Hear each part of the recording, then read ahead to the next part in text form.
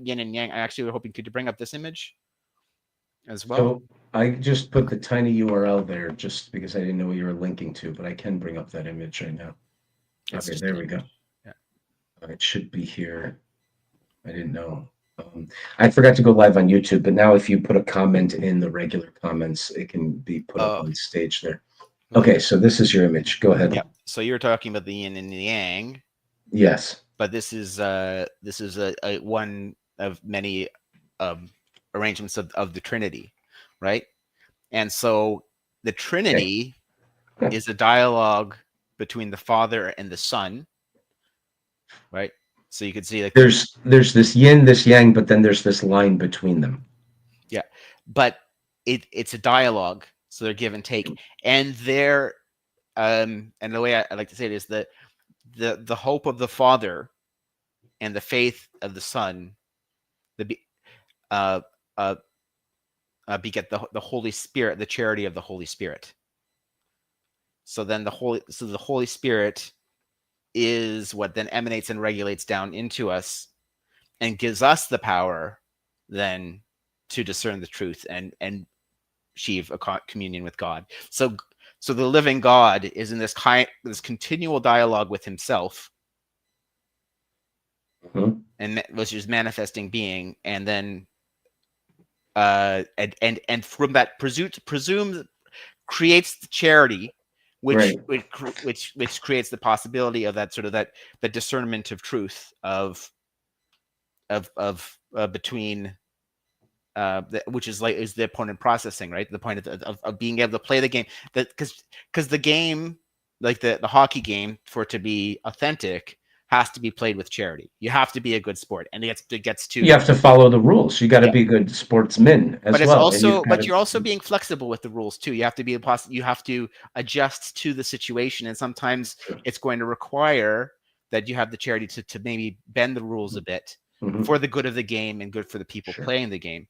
But it all has to be aimed at that and you can find that discernment of truth if everyone's oriented the right way, right? They got to be. Without that, it's over. That what Yes. you just were talking about. That's what Nietzsche meant by the death of God. Mm. We lost that. We were unchained from the sun. That's the thing. And he's And like, there's a you lot don't of ways to go understand. wrong, and that's the great undoing, like you're talking about the nihilism, right? The fabric of being torn apart, because what we're looking at, if It's you all bring up the done. image again, what we're looking at is if you go back, bring up the image of the Trinity, just sort of Yeah, like with I have it here. yeah, like through that dialogue, is like what we're looking at, that's the ultimate pattern of being. That's what It keeps is. everything together.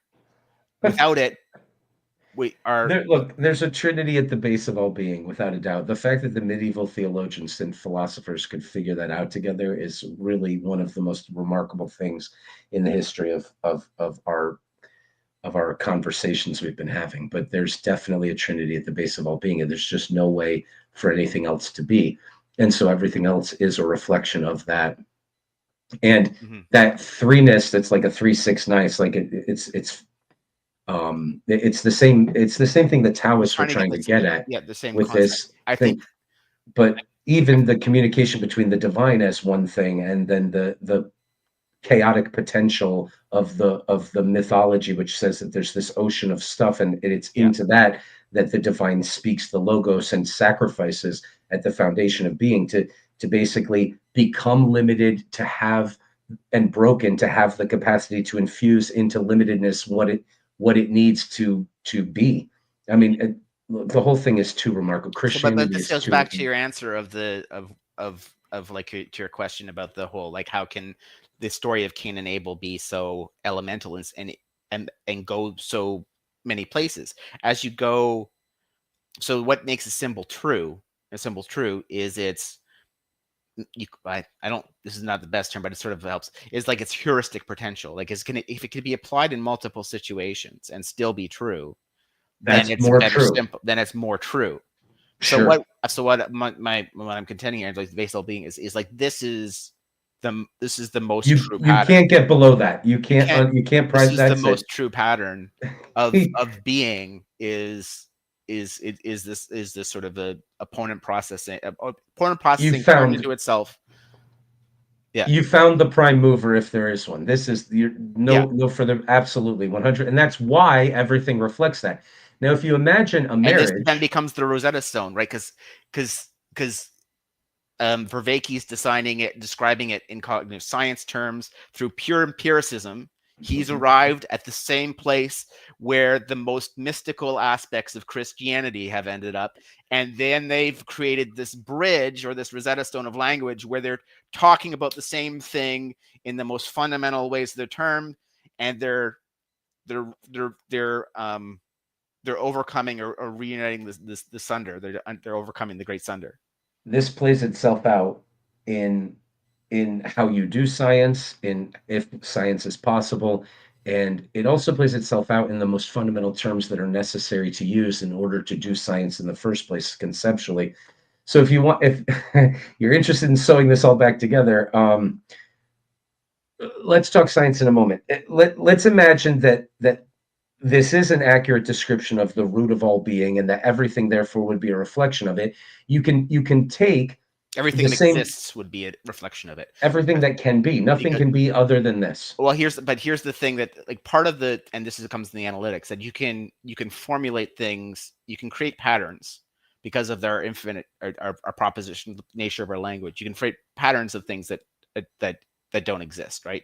Like contradictory patterns or things that Are so you my talking about square circles or unicorns? yes, well, square circles is a good one, but anything, but so there are languages through patterns or things that there are forms that cannot actually that are because they lack truth, right? It would be Look, there's I mean here's another way of the describing this. chaotic potential is bursting out in every possible direction. It's like the part of your brain that's thinking, okay, what's over here? What's over here? I mean, So there's yes, lots of that's an yeah ingredient in being, but the only things that can actually be are a dance between that and the great I am, yeah being so itself. the great I am, which is the pattern. You could sort of think of it as the pattern, which is the pattern of patterns or the thing that is intrinsically true, right? But It's if you true want to because it look is at itself, right? if you want to look at that potentiality again for a moment, the square circles, I can't form them. They aren't patterns I can manifest. It can't be It right. can't be, but you can still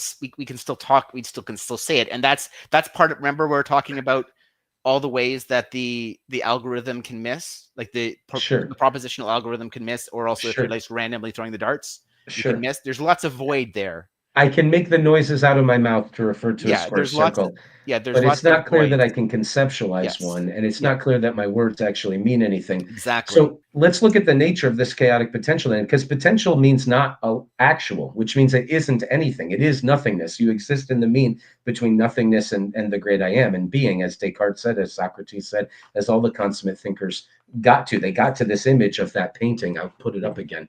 That painting that you have of the Trinity here. Hmm. Um, or the yin yang symbol. Yeah. But okay, let's go slower here.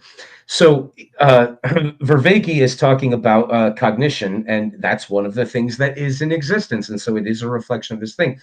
But let's we've talked about hockey games, we've talked about all sorts of things. Let's say, okay, what happens? Let me ask you, what happens if in a marriage, a husband and a wife are no longer aimed at anything other than their own desires or their own interests individually. They're not both aimed at something. Yeah. One is trying to tyrannize another. Then What happens? it unravels. It unravels. You're Yeah. hopefully divorced, hopefully not divorced, whatever. If the left and the right can't talk to each other, that's Yeah. civil war. So these things can exist better or less well. But what is existing is the attempted dance and communication between incompatible opposites, which means or incomprehensible opposites in the sense that Yeah. they really are different So principles. but the more interesting example, I think, and the more relevant is, well, what if one of the spouses is cheating, Hmm. right? And it could Hmm. be like cheating sexually, but it could also be That's a like way just of not being living. aimed at the good Yes, marriage. it's a way of not being aimed at a good marriage, and if it can, they put on a false show of it, right? So then becomes inauthentic. It becomes inauthentic, and there's sort of and it and you have sort of a vampirism, a demonic vampirism, which is feeding off of the being of the Yeah, marriage, right? So yeah. So and you essentially get a demonic vessel, which becomes a Yep. parody of reality, right? Yeah. So Yeah. some abominable form is then brought into the world, right? That Right. it's not really like that is essentially it's like a square circle because it's you're bringing a lie. Yeah, It's like a square circle. It's a lie. It's yeah, okay, absolutely. Okay, good. So that's not good. that's not good. Also, That's evil. That is that's evil. By that, okay, fantastic. We're yeah. figuring out what can be and what can, and what we could say is like, okay, the more that a life is oriented towards the proper harmony, balance, wrestling with God, this thing versus the negation of it, right? The negation of it is aimed at destruction. It's not going to last and it's evil. We'll call it evil. Okay. Well, But human thriving is aiming at wrestling with God properly or wrestling with the divine in the okay. cosmos and right? So but there's also another way that it can go wrong is that you could think, and this is maybe ties into Vervaeke's childhood. He was like, he made that comment of, I wish I grew up in the Christianity that you grew up in, like to Jonathan Pageau. Be And his curious to reference is see. he's a atheist, but he came out. I don't want to Mm. throw any specific particular denomination under the bus, but I think it was he was in sort of a very literalist. He grew up in this rigid literalist house, right? And that is in itself another way that's ossification is another way Right. that the relation that it can go wrong, Okay. right? There's a lot of ways it can go wrong. You used a phrase, um, Ossification or no, you used the phrase something like fake marriage or show marriage. yeah, Let's say I would one say of the the one that I like the most.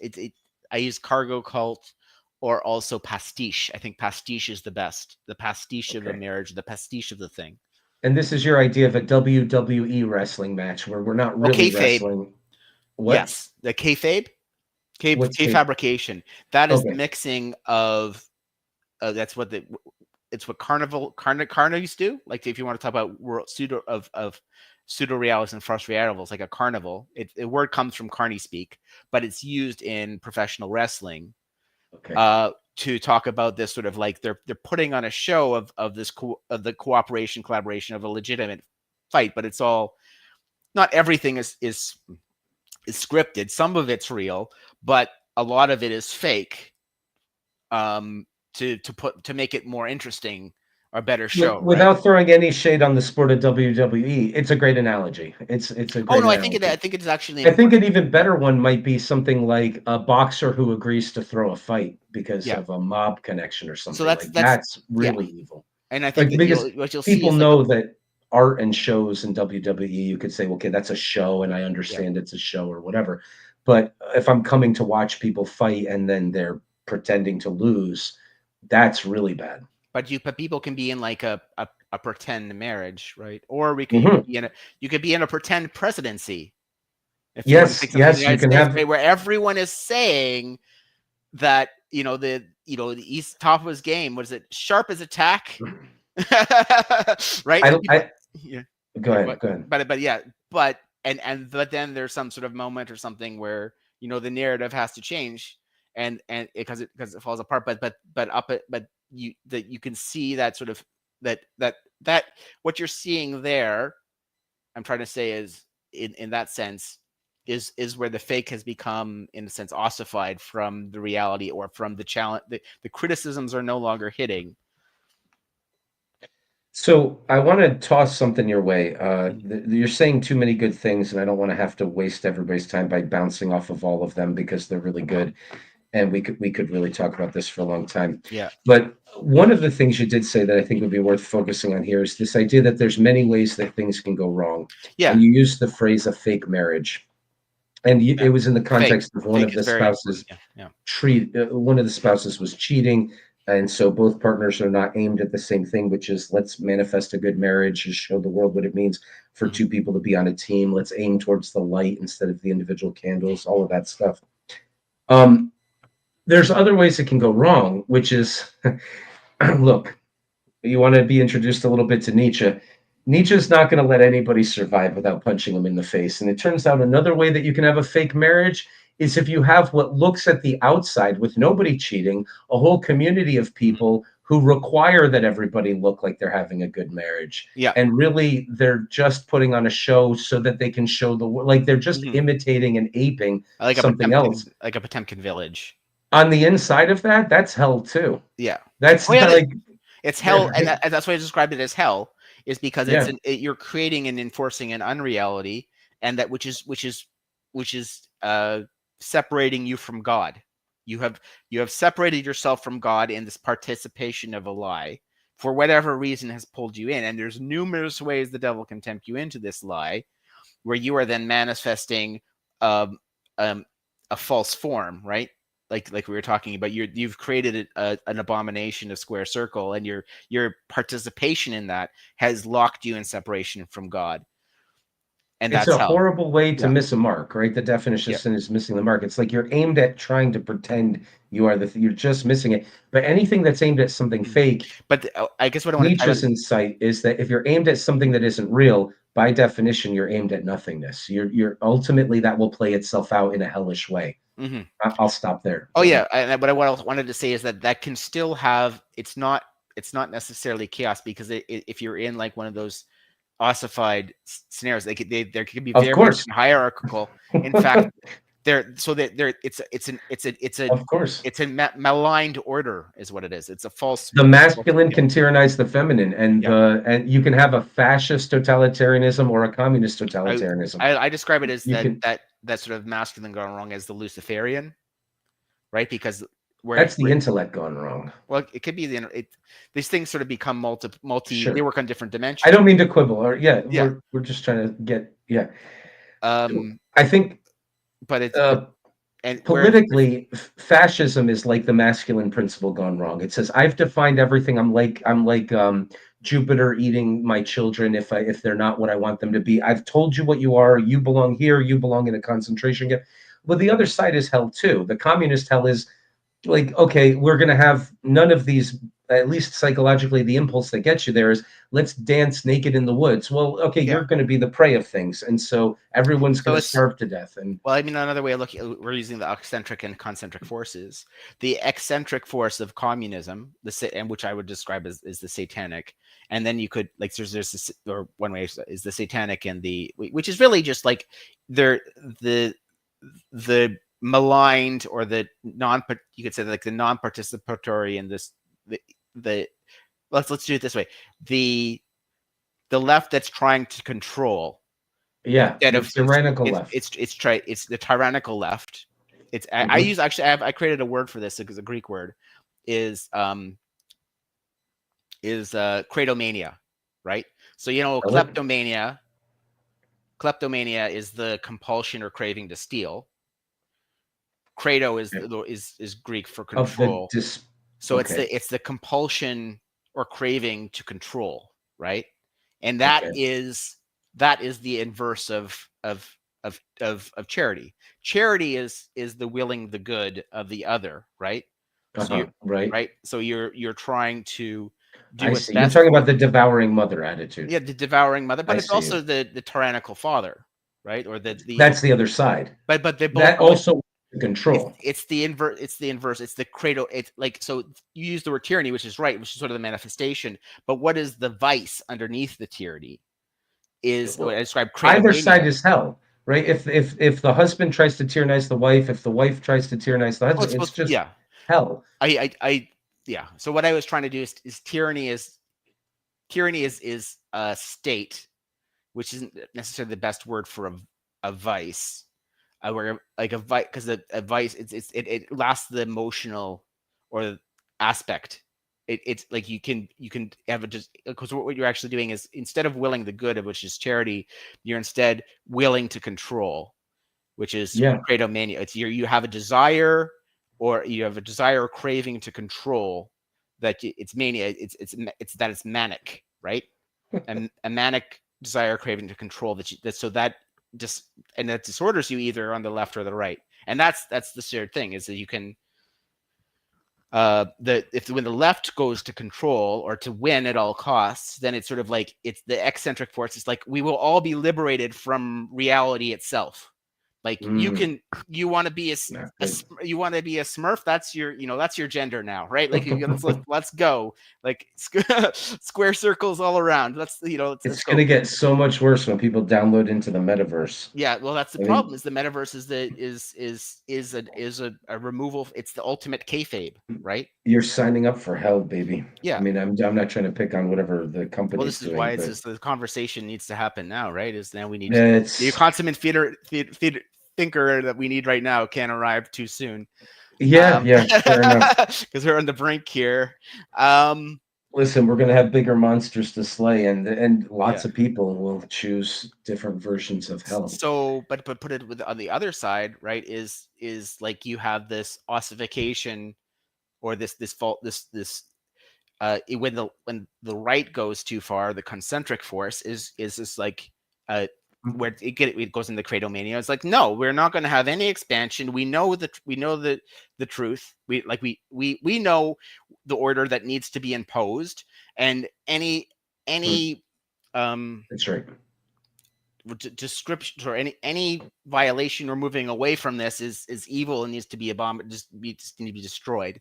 There's no dialogue possible. This needs to be enforced at all cost, because the only thing that exists beyond this is chaos and the void. So we actually have to keep doing this thing, because we already configured out Absolutely. the sum of all good, and there's no conversation is necessary. And they're both, I mean, they're both absolutes too, right? They're absolutist solutions, which I think is also important. But that comes later. Let's actually go back to their. So one of the best stories in mythology to depict these two hells that you're talking about, where it's the tyranny of order or the tyranny of chaos, or again, paradise means walled garden, and there's an impulse. So to bring it back to Vervaeke real quickly, the impulse cognitively to build a wall to protect something and keep things well defined, it can go. You can have so much wall that nothing can grow.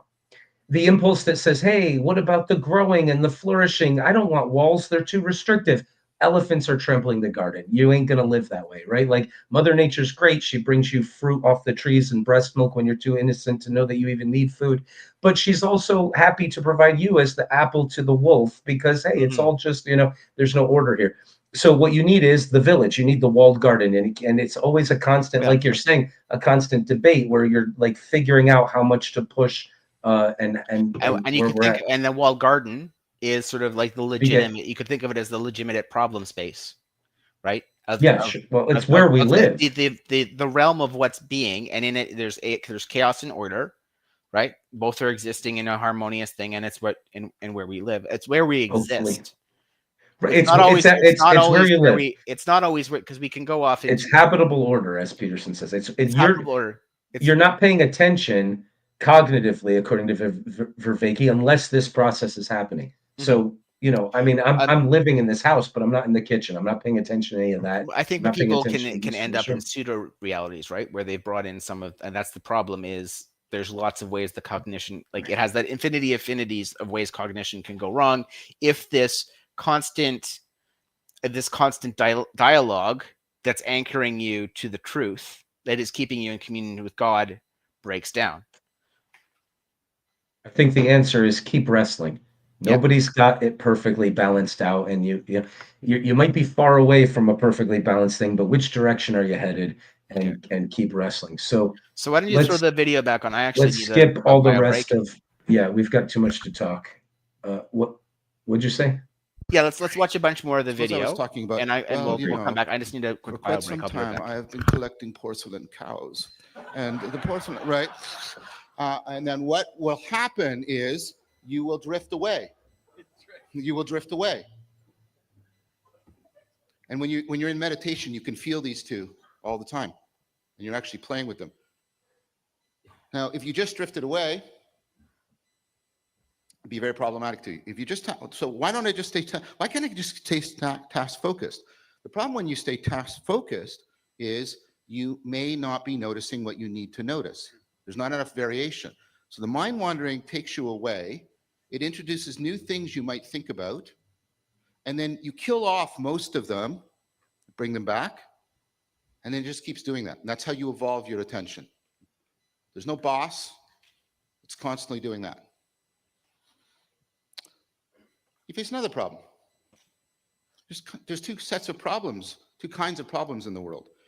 There are problems that are very familiar to you, very well defined, like 24 times 3. You know what kind of problem it is. It's a multiplication problem. So you know what operations you can perform. You know what the goal state looks like. When you're done doing multiplication, you should have a number. You shouldn't have a picture of a squirrel. You know, and you know what operations you're allowed to perform. You know that singing is irrelevant. But there are ill-defined problems. These are problems in which your initial state, your goal state, and your operations are unclear to you. Okay. I wanted to suggest that one of the best mythological stories, one of the best, for discussing what you're talking about with the two extreme hells on either side and trying to find the proper balance is the story of Apollo and Daphne. Yep. We Right? talked about this a few did we? years ago after I don't remember, but yeah. And that was very useful. You Yeah, and it was I great. talked about it? Yeah. Okay, well then we won't have to talk about it again. We can now. talk about it now for other people if you want to It bring must it be in another it must be in another video somewhere. I don't think you actually recorded that. I think you forgot you it was I ended up recording it and it didn't actually go All right. live, Well then, in short, Apollo is the way of approaching being and staving off suffering and the vicissitude of human sufferings. He's in the painting. He's the way of doing that says, I'm going to pay attention. I'm going to look at the problem. I'm going to cut it into pieces. I'm going to slay the Python dragon and create the space for the muses to dance in the woods. And we're going to have higher art and you know, this is going to be great. Yeah. The problem is he's doing so well and full of the pride that new success attends, as the text says, if we can pull it up here. He snubs. Swelled with the pride that new success attends, he sees the stripling and his bow he bends. In other words, watch this. He's not paying attention to the fact that Cupid is depicted with wings, that there's a principle which flies higher than he does, that Cupid victorious brings low these other things. If you think you can turn love and relationships betwixt people into a game where you solve it and you make it work and you earn the points, you're about to be actually very low. I mean, like another way of formulating that, what it like with that connection of love and charity is that Apollo's tempted into it by his success. He's tempted into pride, where he no longer feels the need to love. Be in dialogue or participate in love. Is like he is like, okay, no, I got this. That's right. I figured this out. Look how great I am. My bow I bend, and sure are my shafts, and I can slay Python. Where he is he's falling into the pride of the right into the kleptomania, where he's being tempted into the kleptomania, where he is now saying, I have the answer to everything. I don't need to participate in the dialogue anymore.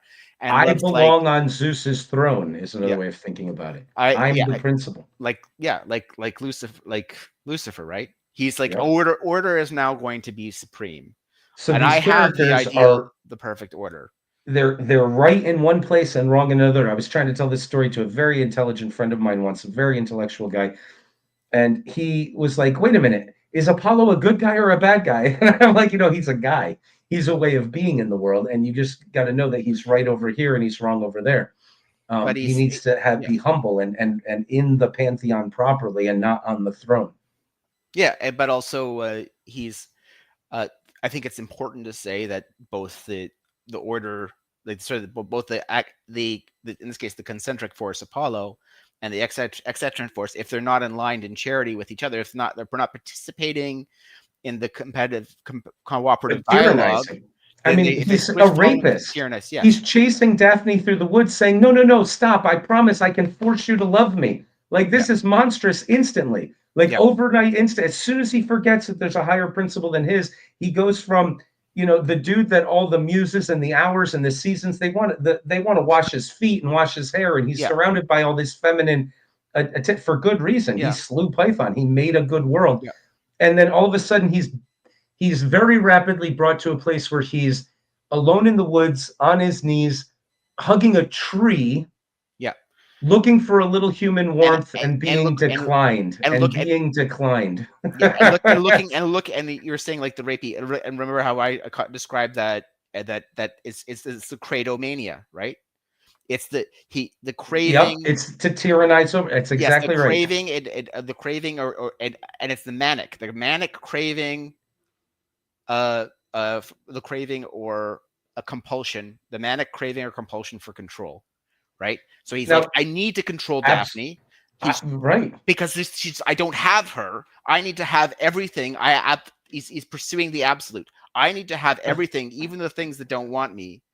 And The there's whole no time he's force that doing can it, he's stop giving me. her arguments for why she should love him. I mean, Yeah, he's like the most pathetic dude at a bar who's the most desperate for yeah, sex, who's like trying things like flattery and argument. Like you just look at it like this ain't gonna work, buddy. This is not how this works. and he's And not, it's go ahead. listening. And He's he's not. not listening. She can't even hear what he's saying. He's not making himself felt in any way. Now, let's pay attention to Daphne here because we have two types of heroes. We have the hero who slays the dragon, and then we have the Christ like Daphnic Socratic hero that says, this system that thinks it's everything, I'm going to look at you and say, you're wrong. This is insufficient. Humanity, it's about serving something greater. And then I'm going to accept the punishment of that, which is to lose your life, Yeah. but to also change the world and conquer the world as a result. So So, oh, go ahead. and it's sort of like, and maybe this is connected because I don't know if we're right, but there's two manifestations or two symbols that are associated with the eccentric force, right? One Okay. is the serpent, right? Which is which is Python, right? Where he's slaying this That's where he disorder. lives. He's destroying but also the story ends with the other symbol of the eccentric force, which is the tree, right? Wood is the other symbol of the Okay. eccentric force, right? So Okay, he is right. where the story starts with him defeating defeating the I guess the cradomatic python, right? Out And here in the woods, in the wilds, and wild, and then where being Daphne, look in the background, where Daphne right, likes to play. yeah, She doesn't want anything to do with his order up at the top here. yeah, but She's out there in the woods. Go yeah. ahead. So it starts with him defeating the cradomatic python, but then succumbing through his pride to cradomania himself, and then being defeated by being defeated by the force that he had defeated by the Okay, eccentric the well-aligned eccentric force in charity, right? we only have two things here. It's either going to be, yeah, exactly. Right. Okay, absolutely. This thing wants to tyrannize. Now, Apollo learns his lesson. His son Phaeton, I would say, is the actual spirit of fascist totalitarianism. Okay. Yeah. Because Yeah. he doesn't listen to his father's advice to pull back on the reins. This self-restraint that Apollo learns because of Daphne's willingness to sacrifice everything to he's in the pantheon. He plays a role. He's still with us. But Phaeton is going to turn everything into trees. Phaeton's going to destroy humanity. Yeah. And that's the other role of the eccentric force. Phoebe Is rivals in her rural joys. here's another one. Here's another thing that's going to sort of blow your mind is the eccentric force. Its role is sacrificial, and through its sacrifice, it teaches the concentric force, right? That is. Remember, we were talking about Elon Musk and the rocket. It's the sacrifice is what teaches the eccentric force its connection, and then what is the symbolism around Christ is he offering himself up on the cross again, that wood And symbolism, you look eccentric up force. to it. Yeah, You are oriented towards it. It's the staff with the snake on it. That's where your healing and salvation comes if you're in the keep going. But it's also the holy sacrifice, which is what teaches the concentric force. It teaches and realigns Apollo, or how to embrace limitation. brings him the humility but realigns him back into charity and humility, right? Teaches him to ease up on the reins. So my question 8 years ago was, how could a story like this one be so infinitely profound. This is what it's about. And it's about your two hemispheres talking. It's about an individual man and woman. It's about femininity and Yeah. masculinity. It's It's about the right about and the left in left and right on politics. politics. It's true. Now I'm going to say some things. Now you wanted to talk about science, and you're going to like what I have to say maybe in the after show. I'm not sure I want to make it into a video now, but I'm telling you, it's right on the subatomic level, and it's right on the intergalactic level too. Hmm. It's right on every level of analysis of being. That's the only way you can be a thing. We'll just Yeah. say something absurd and let people mock that that's not true. We'll talk more about it in other videos. But yeah, so Daphne rivals in her rural joys, but look, her foot bends towards uneven ways.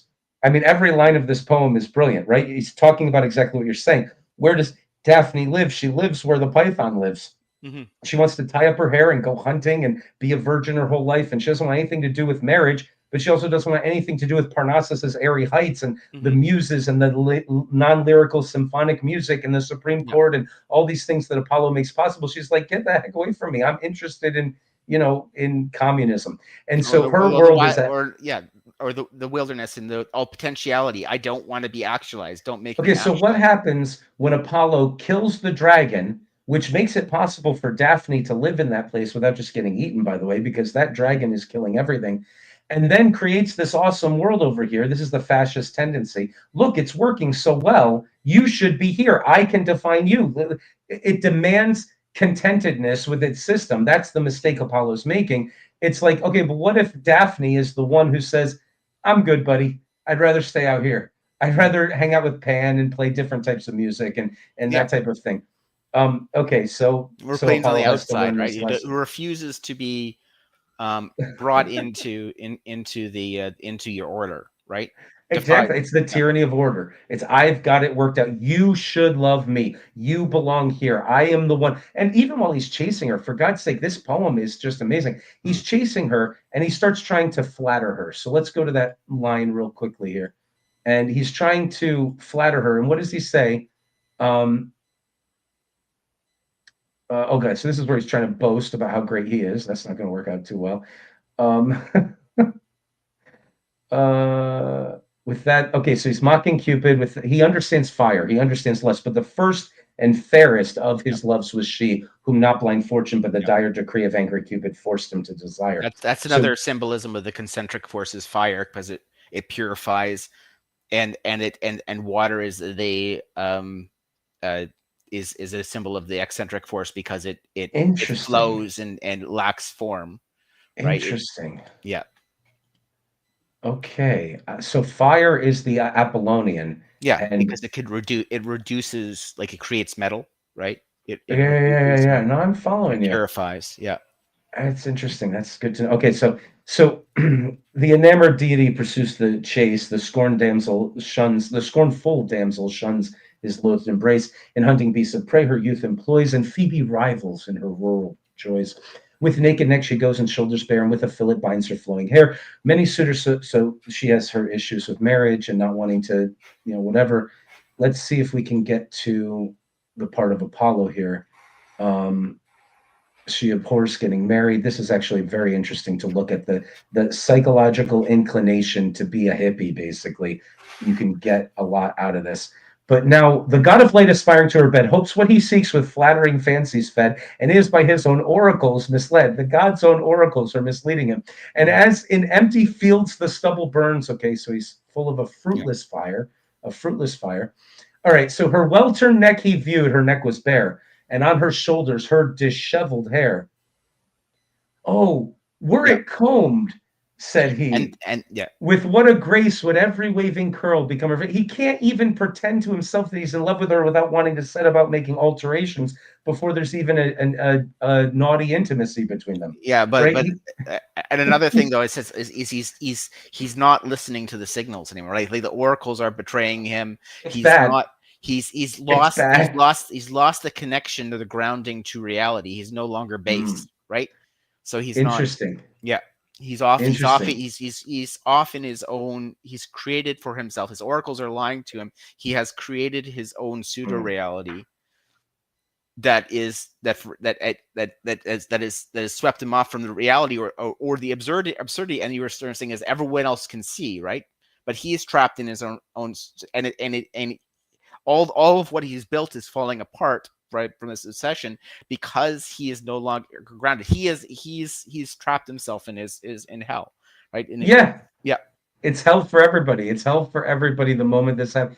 You need the correct communication between the two. And on that note, let's get back into yeah. the video, because that's what he's trying to talk to us about. So we don't have to go off on. Now wait a second. Why is that not allowed to show up here? Remove that.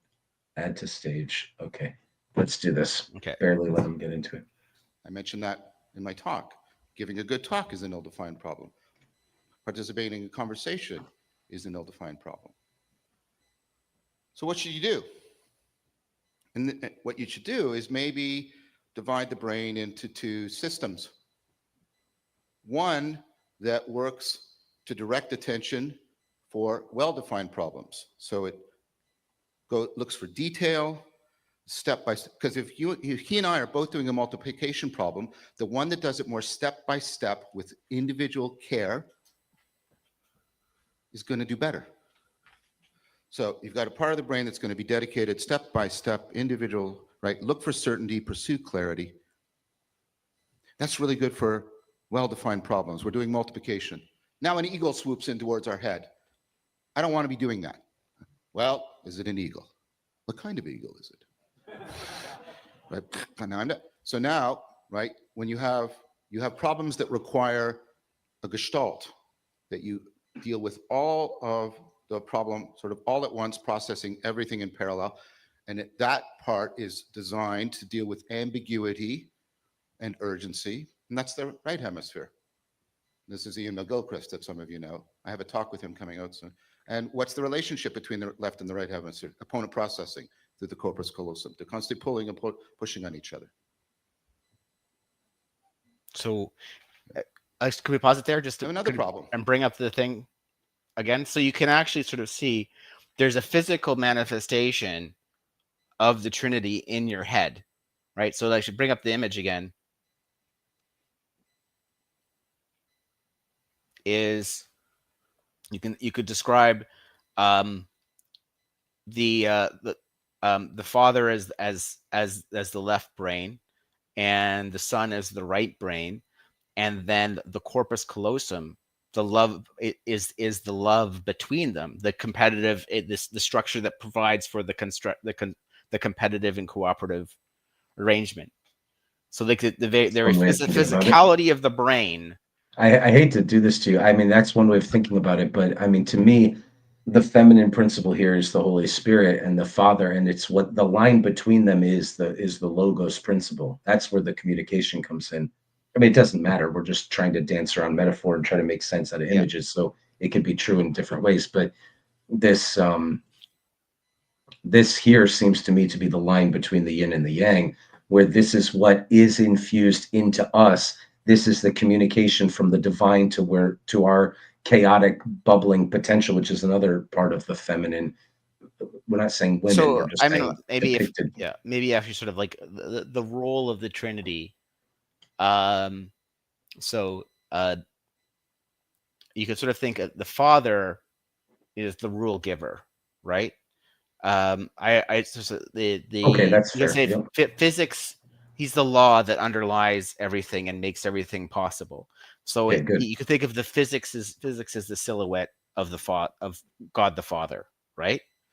Christ, gotcha. For the Trinity itself, I see. Yes. Yeah. So like he's the one who gives the comparison to us. Christ is what we aim at and seek to imitate. Right? So he's the aim. And then the Holy Spirit, yes, is after Christ ascends, the Holy Spirit is always with us, given to us to help us on that journey. Yeah, exactly, right? Is what guides us and keeps us on the path, and reminds us and keeps us on the path to Christ, which is what we aim at, right? And the Father is what the Father is, the sort of the underlying laws of the universe that make it all possible, right? Yeah. So this is a picture of the divine, We're not. We should be clear for a moment. I think you would agree with this, that while we're trying to talk about this thing, we're trying to get at something, but neither of us think that our words are actually defining the divine the way we would if we were doing physics or something. And Oh, okay. we're looking at images and trying to get at something here, but we don't mean to misrepresent ourselves by saying like, oh yes, I've got God figured out. Yes, this part and this part and this part, and this is how it works. It's like, no, it's obviously not something our finite words can wrap themselves around and fully understand. I mean, Um, you can't encapsulate the totality or the fullness of God, but I think um you can there are roles in the Trinity. Like there's three persons of the Trinity, and you as can there's be sort of more three. wrong or more correct about it, but the thing we're trying to avoid here with what I just said is our new conception of it can become ossified. In other words, Oh it yeah, always has to be rejuvenated and reinvigorated. Like you well, have to continue this wrestling process but forever. so hold on. Yeah, you have to continue the wrestling process forever, but you're calibrating towards something that is eternal, right? Yes, So you. so Yeah, so you're that is still real. Yeah, so absolutely. so you're calibrating. So You're you can getting closer towards looking properly. so you Yes. have to so you can you once you're in the garden, the goal is to make Progress the goal. progress can So be made despite the fact that the project it's can't it's be it's not completed. it's not it's not always progress. I sort of reject the idea of it always Okay. progress, is because you're recalibrating to something that is What I eternal. meant was I'll get rid of the word progress. Um, Development along the path of successful, correct orientation can be made without the product being finished, the project being finishable, is what I Oh was yeah, the trying. project is not finishable.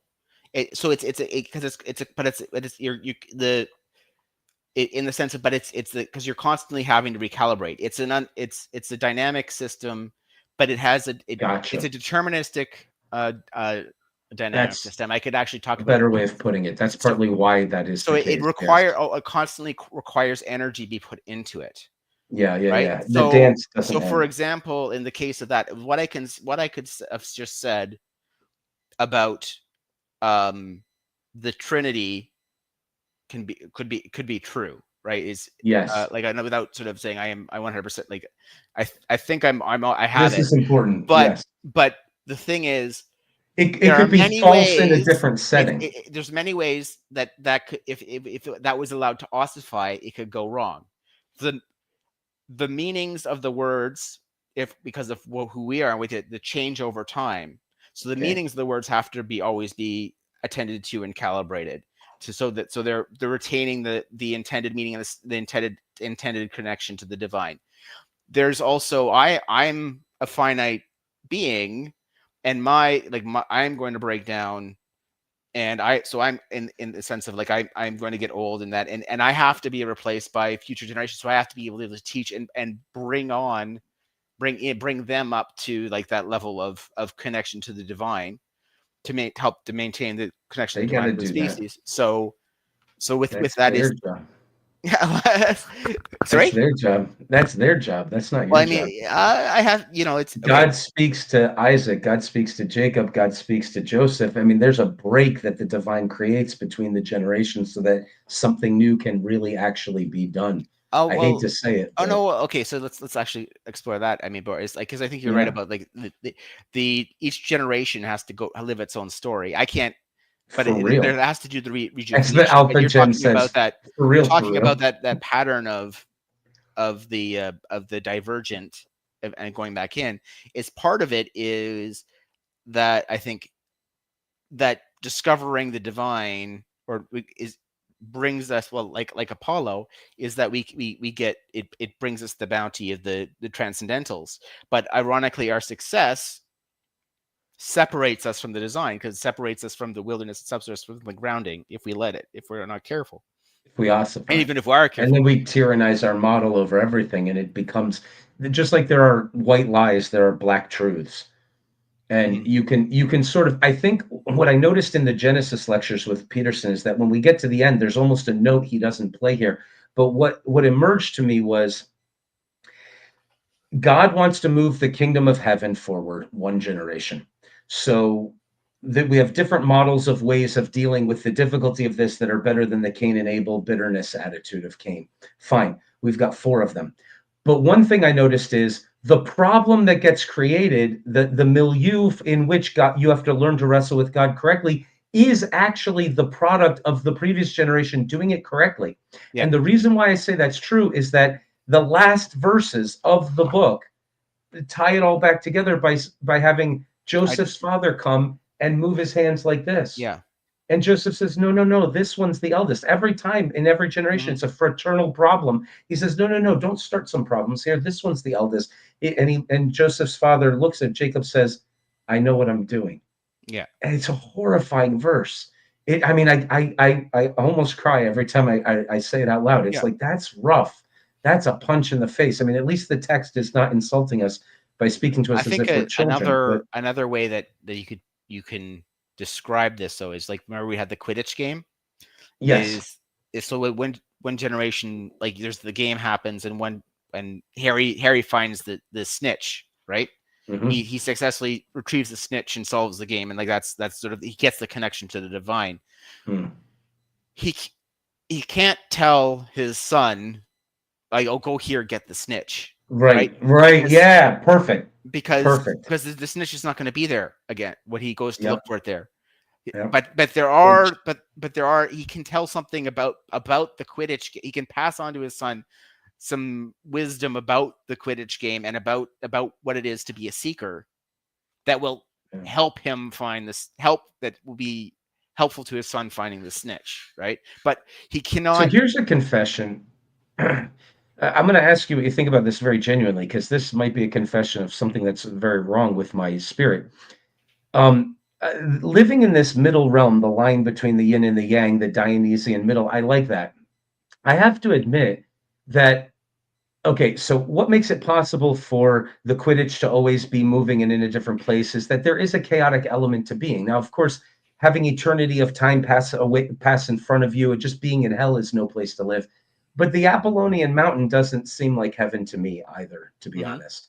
It seems like I couldn't live in either extreme, including in the extreme where everything is perfect and we own eternity and it flows into us rather than past us. There's something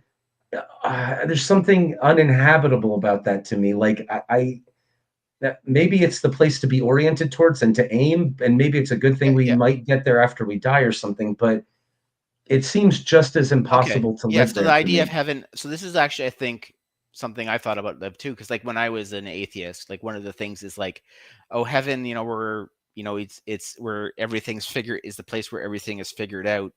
And it's over. What's the point? over. It's So null and pointless. I'm a middle ground creature. Like, what is, like, it sounds just as bad as hell to me.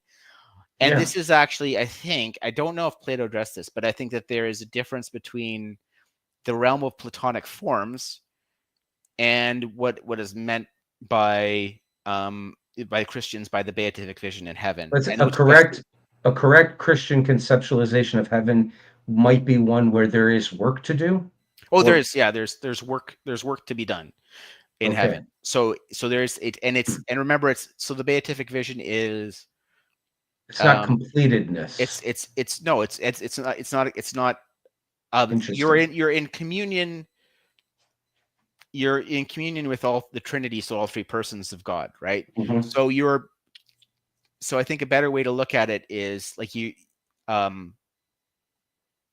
is that you're basically given front row seats to the dialogue of creation, right? So it's eternally living God. So it's going to be the most interesting thing. Are we participants in that ongoing sustaining and creating project?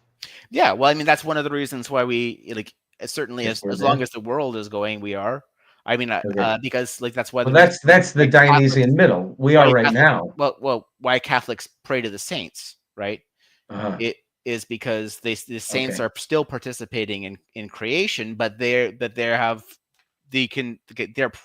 in alignment with God, so they're actually, you ask for their it's their intercession. So basically, you ask them to align their prayers with your prayers to get to enhance, like to get God's attention, right? Because they're in. They're But participating in that's when faith. we're still here. I guess it's the otherworldliness of the conception of heaven. Maybe I got it from Bugs Bunny cartoons, and I'm just not a Well, I very mean, good because theologian. there is something, and I maybe I don't have the entirety of the answer to this, uh, but there is, you're right in a sense, certainly Thomas Aquinas, that where it's like, it's the substance is, it's immaterial substance, so it's pure spirit, so it's pure actuality. So you have you're no longer, you no longer have the possibility of substantial change in heaven. So you are there's part of you that can't, doesn't go, doesn't come to heaven, because then you're in the realm of the pure spirit. But there's still accidental Well, so if the change. divine has communication within itself in a trinity, Hmm. I can see how.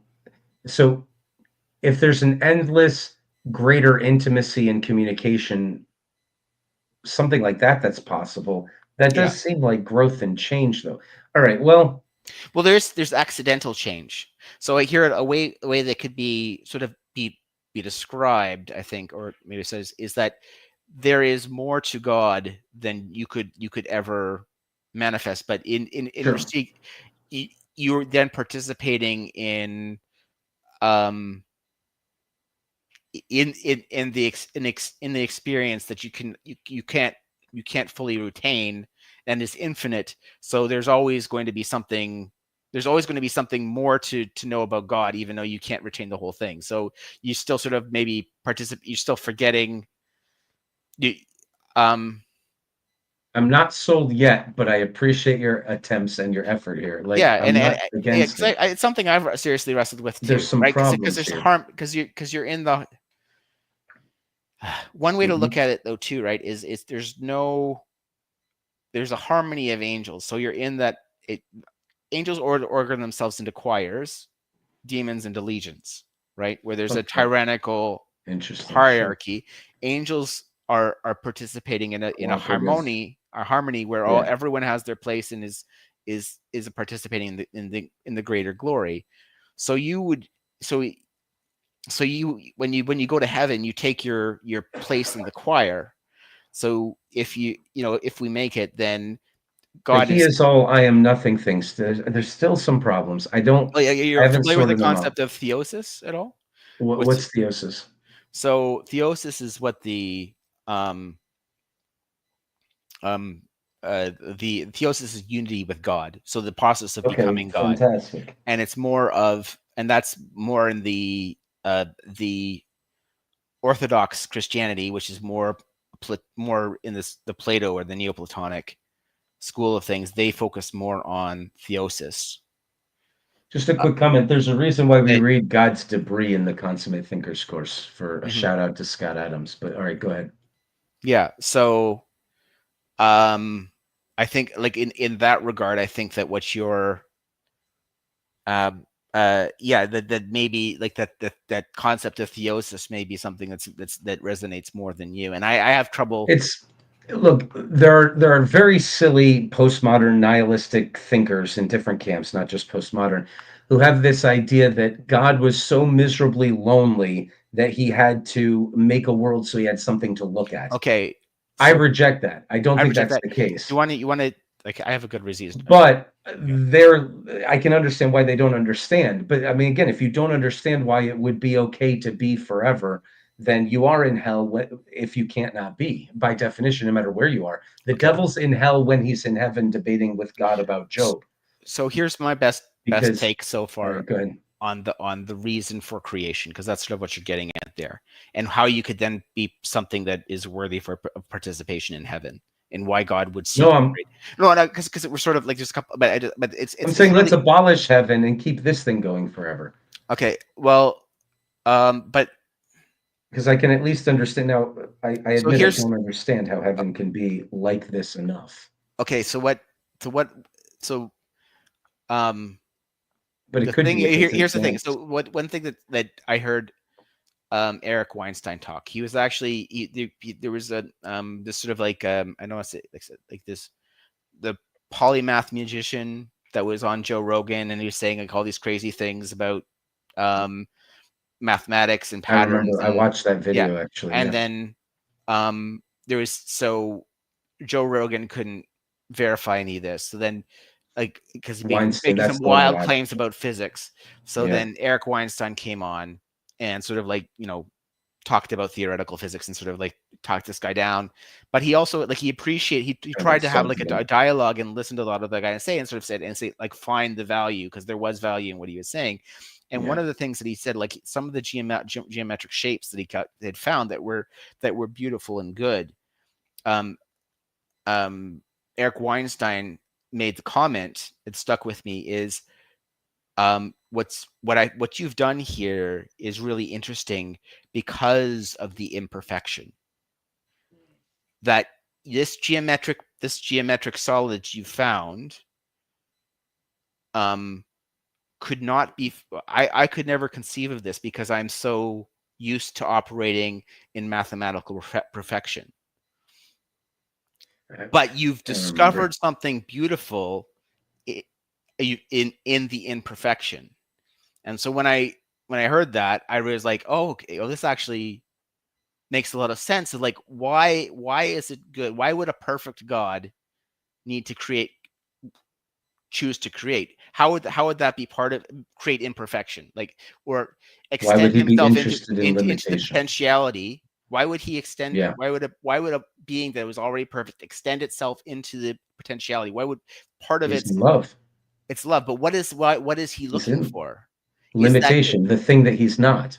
well? It's not just, but it's He's not. looking at He's the looking one for thing the he beauty. doesn't There's have. beauty and good in that. There's parts that's good beauty and good in the in him breeding him out into the imperfection. So if he when he He gives explores, up everything for it. He's sacrificed at the foundation of creation. It's what makes creation possible is that he's willing to break himself into pieces to infuse what's necessary for this potential to become something. mm, You follow me? Like you yeah, can't how can God say I understand your sufferings? How can he have a right well, to tinker with limitation, which necessarily implies suffering, unless he's willing to break but himself he to pieces? the fully God and fully human thing, right? Is that he's um Sure, is he is participating in creation, but he doesn't necessarily he doesn't give up the law or um he sure, doesn't give up being the eternal God the Father, right? When he sure. He does did, that. he's he didn't explore becoming evil. He explored becoming limited and torn to pieces as God Yeah. at the foundation. So it's just the limitation. The limitation isn't evil in itself. It just can't. The tyranny of limitation is, but the limitation itself is just potentiality, which means aimed at nothingness, aimed at beingness. But I guess what I'm saying is like is there was something for God to find in creation. There's something there He was learned limitation. I don't think it's learn is the right word. He brought something about Learned would be the wrong word. I'm being heretical for sure. Here's what it is. I shouldn't have gotten rid of this, but he's continually chasing and dancing the thing that he's not. He's chasing at it's the two things chasing their opposites.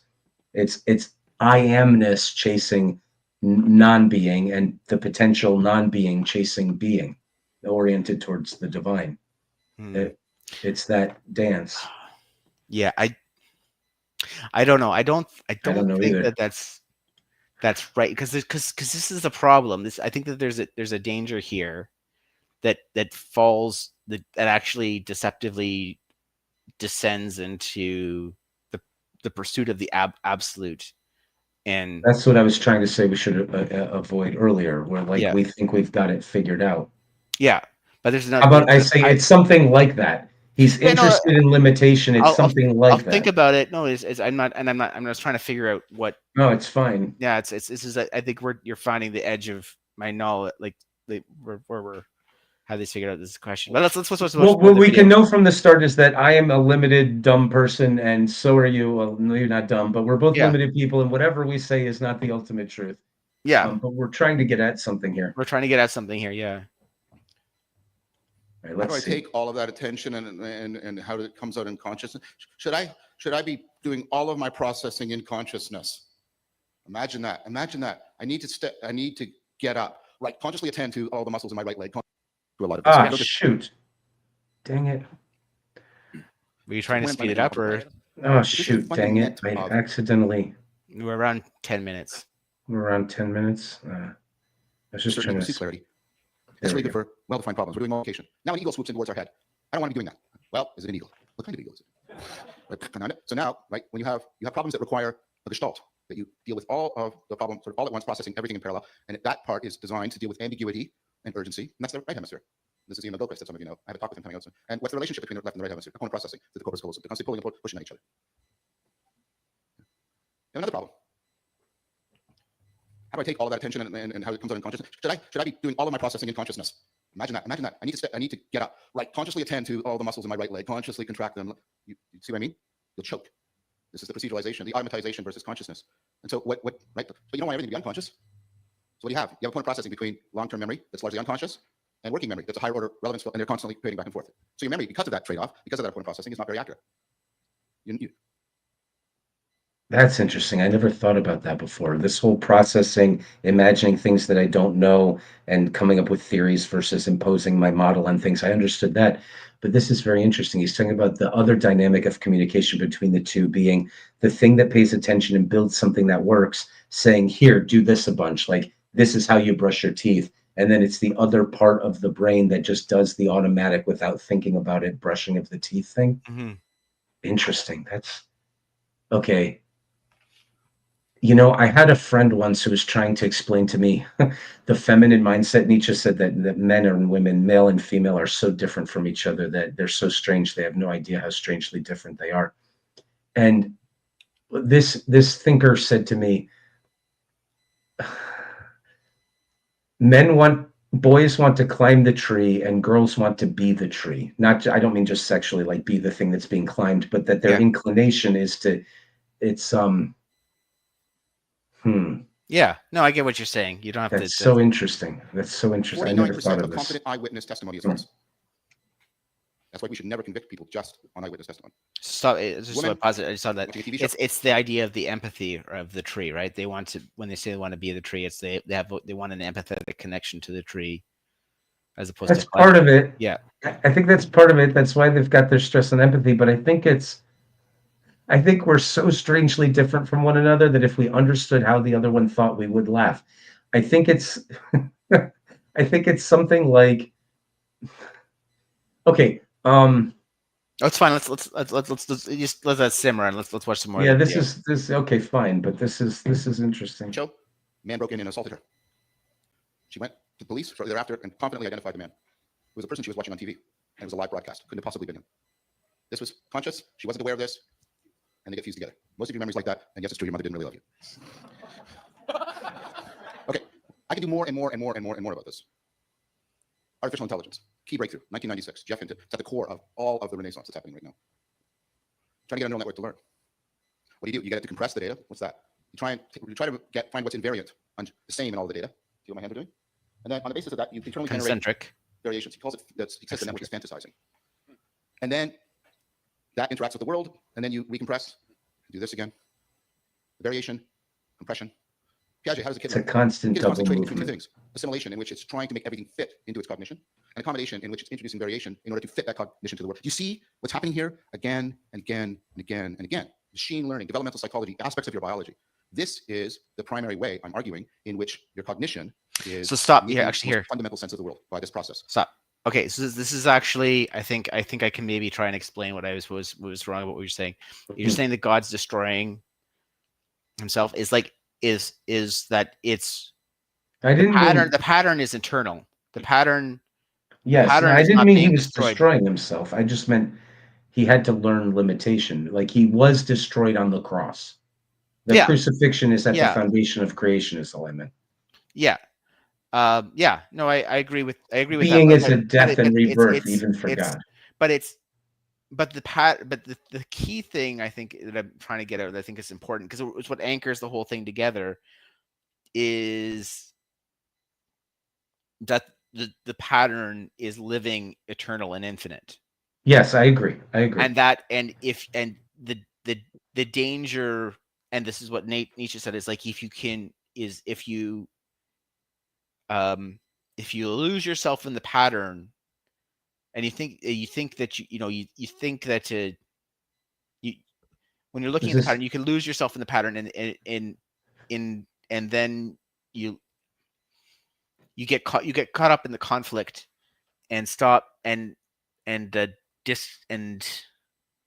what is it?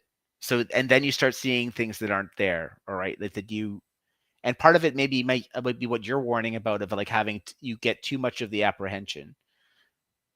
well? Like you can either lose the forest for the trees, Sure. or alternatively, you can lose the trees for the forest. And Yeah, either I wasn't meaning to say that God died and so therefore we exist or anything like that. But this, in order to be, it is always a constant dying and rebirth. And I think you're referring, or maybe hinting at, the idea of the Jungian idea of not confusing yourself with the archetype. Was that what you're getting at there? maybe, No? I Okay. don't know. Yeah, I guess. Yeah, let's keep watching. But I was just gonna Sure. be trying that. It's like, I think I do like agree. Like what he's saying is like, you're definitely right that in the God through Christ participated in creation, and then assigned a limitation to him, and that's as to himself. And in that, that is a critical part of the creation story, with the compression and attraction. Yeah. Well, what other right would God have to communicate with? And the Logos, Christ, is the communication of the divine to us. Mm-hmm. He can't do that if he doesn't understand suffering and limitation. I mean, Oh yeah, no, I agree with that. Yeah, but I think that's actually why, it's your language. It's because God has always participated in that. It's not that he's learning; he is that process. So that's the well, it whole was thing at that the the Aryan foundation of creation, that's which what is the where time Aryan starts. I mean, this is what the Aryan heresy was about, right? Is that God, the Son, is begotten, not created, Uh, right? Is because he's co-eternal. Christ is co-eternal. So even yes, though he has those he participates in creation, and it has these limitations. He's still a co-eternal part of the pattern of that is, yes. yeah, if that makes sense. Didn't mean to negate that in any way. Yeah, I follow But you completely. and I wasn't necessarily, and that's the Excellent. danger that I was falling into, because that's actually how you fall into the pride, is that the Arianism created it eventually ended up, well, I can't be too controversial, but it created it ends it it's a trap. It's a way of being tempted into that Apollonian pride, right? Yeah. Is this, because you actually then make the idea of, it diminishes the it diminishes the role of the sacrifice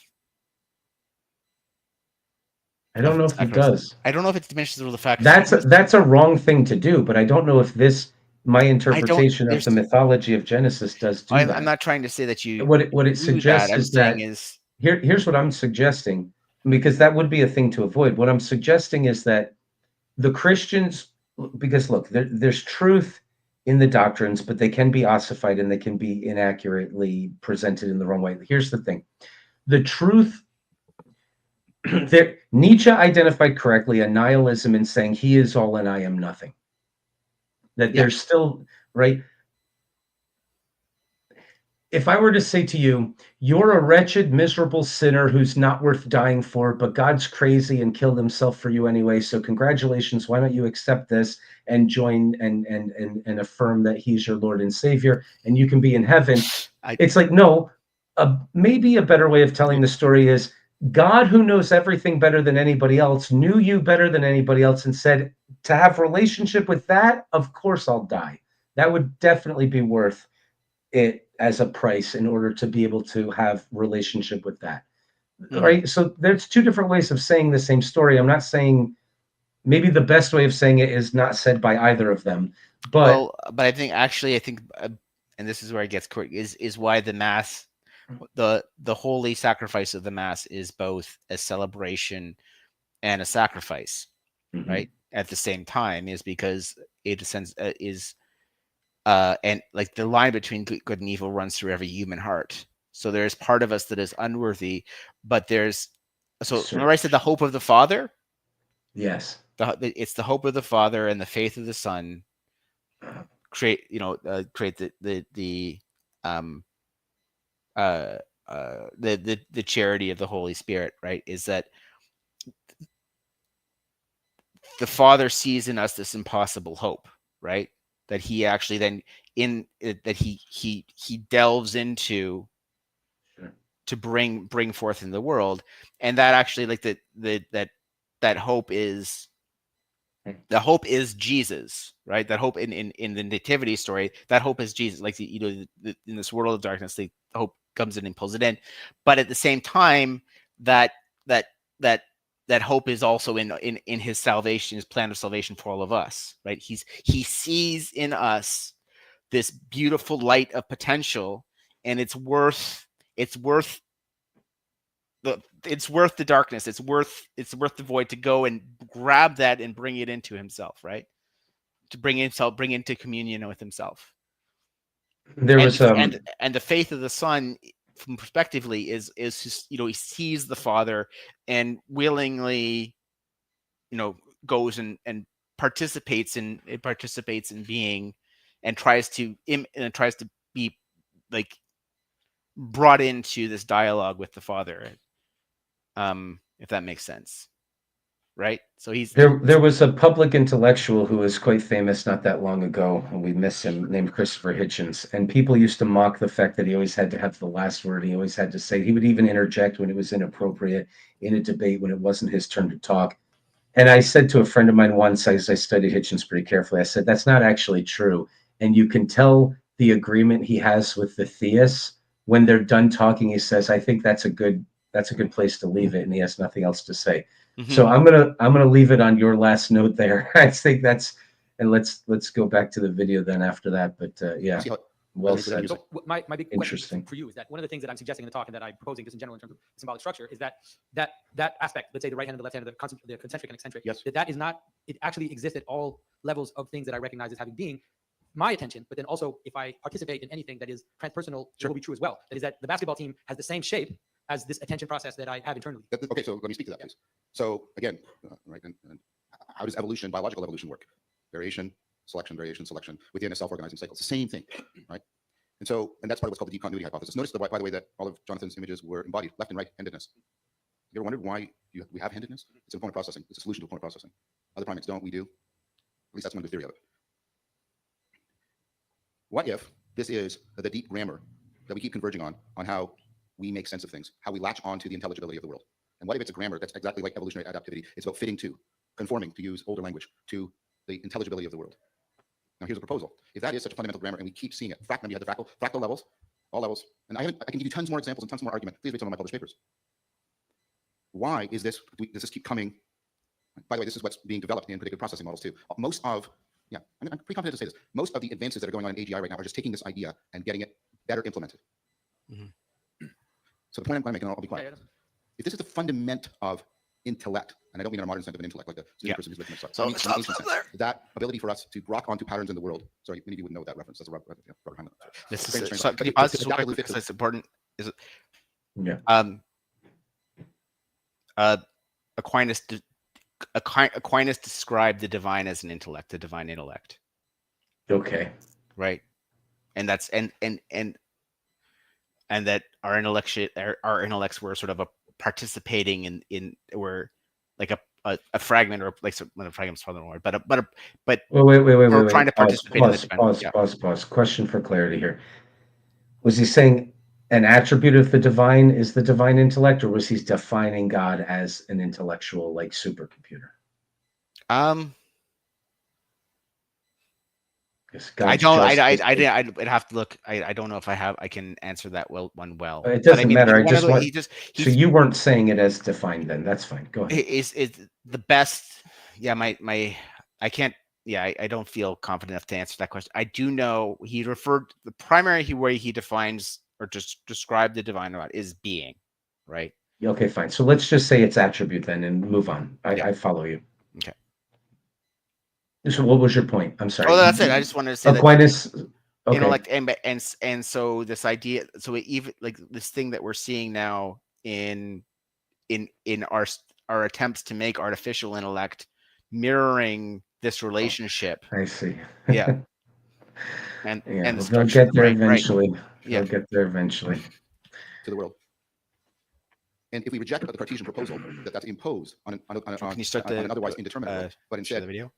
Oh, Yeah. I started it, but I forgot to do Yeah, this, fine. which Just means you can't actually I hear could it. hear it. It's adopt a fine. realist position, Cartesian proposal that's imposed on an otherwise indeterminate world, but instead adopt a realist position, then you have to conclude that there must be something fundamentally corresponding to that grammar in the grammar of things.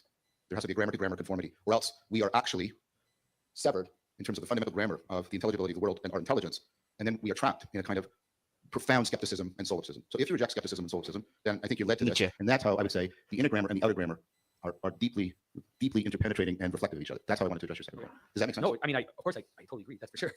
It's freaky that I it's know, not well, yeah. I'm happy that. So now, if we come down to specific things. So if you think of breathing, that seems to be what's going on, at least phenomenologically. I think that's probably why breathing has always been such an important aspect of spiritual practice, because it is a stabilization and the conscious participation in the gathering and letting go. It's So, an active symbol. Yeah. and if you look at, for example, in the Orthodox tradition, we have a main prayer for mystical practice, which is called Jesus prayer. So the Jesus prayer, Lord Jesus Christ, Son of God, have mercy on me. I'm a sinner. So Yeah. And it's usually we say, Lord Jesus Christ, Son of God, inspire, breathe in, have mercy on me, a sinner, expire. So that structure is there in the prayer and is there in the breathing, those two things together. And so it becomes like the simplest way, you could say, of participating in this pattern, the basic pattern. But then that's why, like, especially in the Orthodox Church, you can say something like the entire liturgy is contained in that prayer. But then it gets expanded socially and say in terms of all our other gestures into everything else that we do, and all the processions and all this entering and exiting of the priest from the holy place, and all of these movements are all these, let's say, complex representation, complex participations in the basic invocation. So you don't like the fact of the prayer. Think of the prayer, at least the concept of the prayer, right, which is this idea of the two aspects of prayer, right? This call up and invoking, and then this, let's say, letting go or realizing that I'm not that, right? It's like bringing in and letting go. It's at the basic movement of prayer, and then that moves all the way into all the other aspects of the liturgy, and then in the art and all that. So it's like this fractal practice that is completely coherent together from the deepest mystical prayer into the final, the highest, the most complex aspect of a monastic life, which has these daily, hourly prayer that are super complicated, but that they all know that this is just an explicitation of this one basic pattern. So I want to say two things to that. First, there's something very similar in prajna practice. So as I exhale, I let my attention move more and more. So I'm attending more and more to attention, and until I get into that, where I'm as in as I can possibly be. And then when I exhale, attention, right? And then as I inhale, because you're following the movement of the stomach. Okay, right. You see the stomach's coming in when you exhale. You're following that, right? And then when you inhale, you go out to the farthest you could go in a contemplative practice. And then we're moving between them like this with the breath. You're scaling up and scaling down of attention. And then what happens is it goes from being sequential to stereoscopic, and that is supposed to give you a state of mind prajna in which you see the whole in each part and the part, right, as it fits into the whole, but you don't see them sequentially like that. It's like what you do in reading, where you're reading the letters to read the word and you're reading the word to read the letters. And so you get the prajnic awareness of the world. So there's a similarity there again with the movement of attention. It's interesting though, because It's the opposite. Wait, because you're following the course of the breath, Yep. and in the prajna you're following the abdomen's movement. Yeah. Yeah, isn't that, but the intent is exactly the same, is to get the two movements coordinated until you get a stereoscopic integration of the two. So you get the fractal emergence, like you see all the parts in the whole. The Skinsian. All right, so the listen. stereoscopic, he didn't use that analogy very, but that's very much like the two biased systems. Like, so your eyes, like you were talking about the eye on the pyramid, that your eyes are two systems of attention. Each one is attached to a separate hemisphere, an individual hemisphere. And so each one has like its own little window onto the world. Sure. And they're communicating, they're creating the stereoscopic sense. So like the whole the third dimension that you're perceiving is all through that opponent processing generated through the dialogue betwixt the two hemispheres, which each have a pinhole. Yeah. Interesting. Everything reflects the same thing. Getting closer to seeing the face of God all the time. Parts apart. How each part contains the whole. You see the world in a grain of sand, right? So I mean, I think it is definitely similar, at least to the way it's expressed in the Philokalia or in the mystical fathers. For them, it is very personal too. There is a sense that this is an existential practice, which is why it's framed as mercy and sinfulness, right? So you inspire. Can you hear it? Spirit in. Yeah, right. So it really is this whole image of the spirit. Right? You inspire, you bring the spirit in, then you recognize Thank you. incapacity, because obviously you can't hold your breath forever. And then in the expiration, you realize the breaking, like how fragmented you are. But then the mystical, in the Philokalia, they say that at some point, I mean, don't try this at home, folks, but that at some point the monks will actually will be in tune with their heart, and that the heartbeat will become the rhythm. Same thing. And so when you get an extended like deep Prajna practice, your breathing can diminish to almost nothing, and you can feel the heartbeat, other things like that happening. Yeah, very much. So so the thing that comes out for me then is this idea that's right of opponent processing, which is the left and the right hand that you were doing. And there's also the up and the down, right? And then I was thinking about, again, the whole manner of the conference, because we were trying to do opponent processing. Sounds sort of nasty, but it's actually like what all these things I've been describing in your biology. Imagine if the parasympathetic and the sympathetic system were in adversarial processing, where the sympathetic system was trying to defeat and destroy and demolish the parasympathetic system, or vice versa. Then you're dead. Imagine if the left and right hemisphere, although Ian McGoker said the left hemisphere unraveling of being. But imagine if it became pure adversarial processing. Have you ever thought that that let's say a lack of understanding of these very deep truths is what has led to something like, let's say, Marxist dialectic, where there is a sense of opposition as the basic structure, and these are like, let's say, the accusations that the Christians had against the Manichaeans, for example. That's a heck of an insight. Gosh, Yeah. This is Pageau. Yeah. All right, we need Pageau on the team. Holy Lord.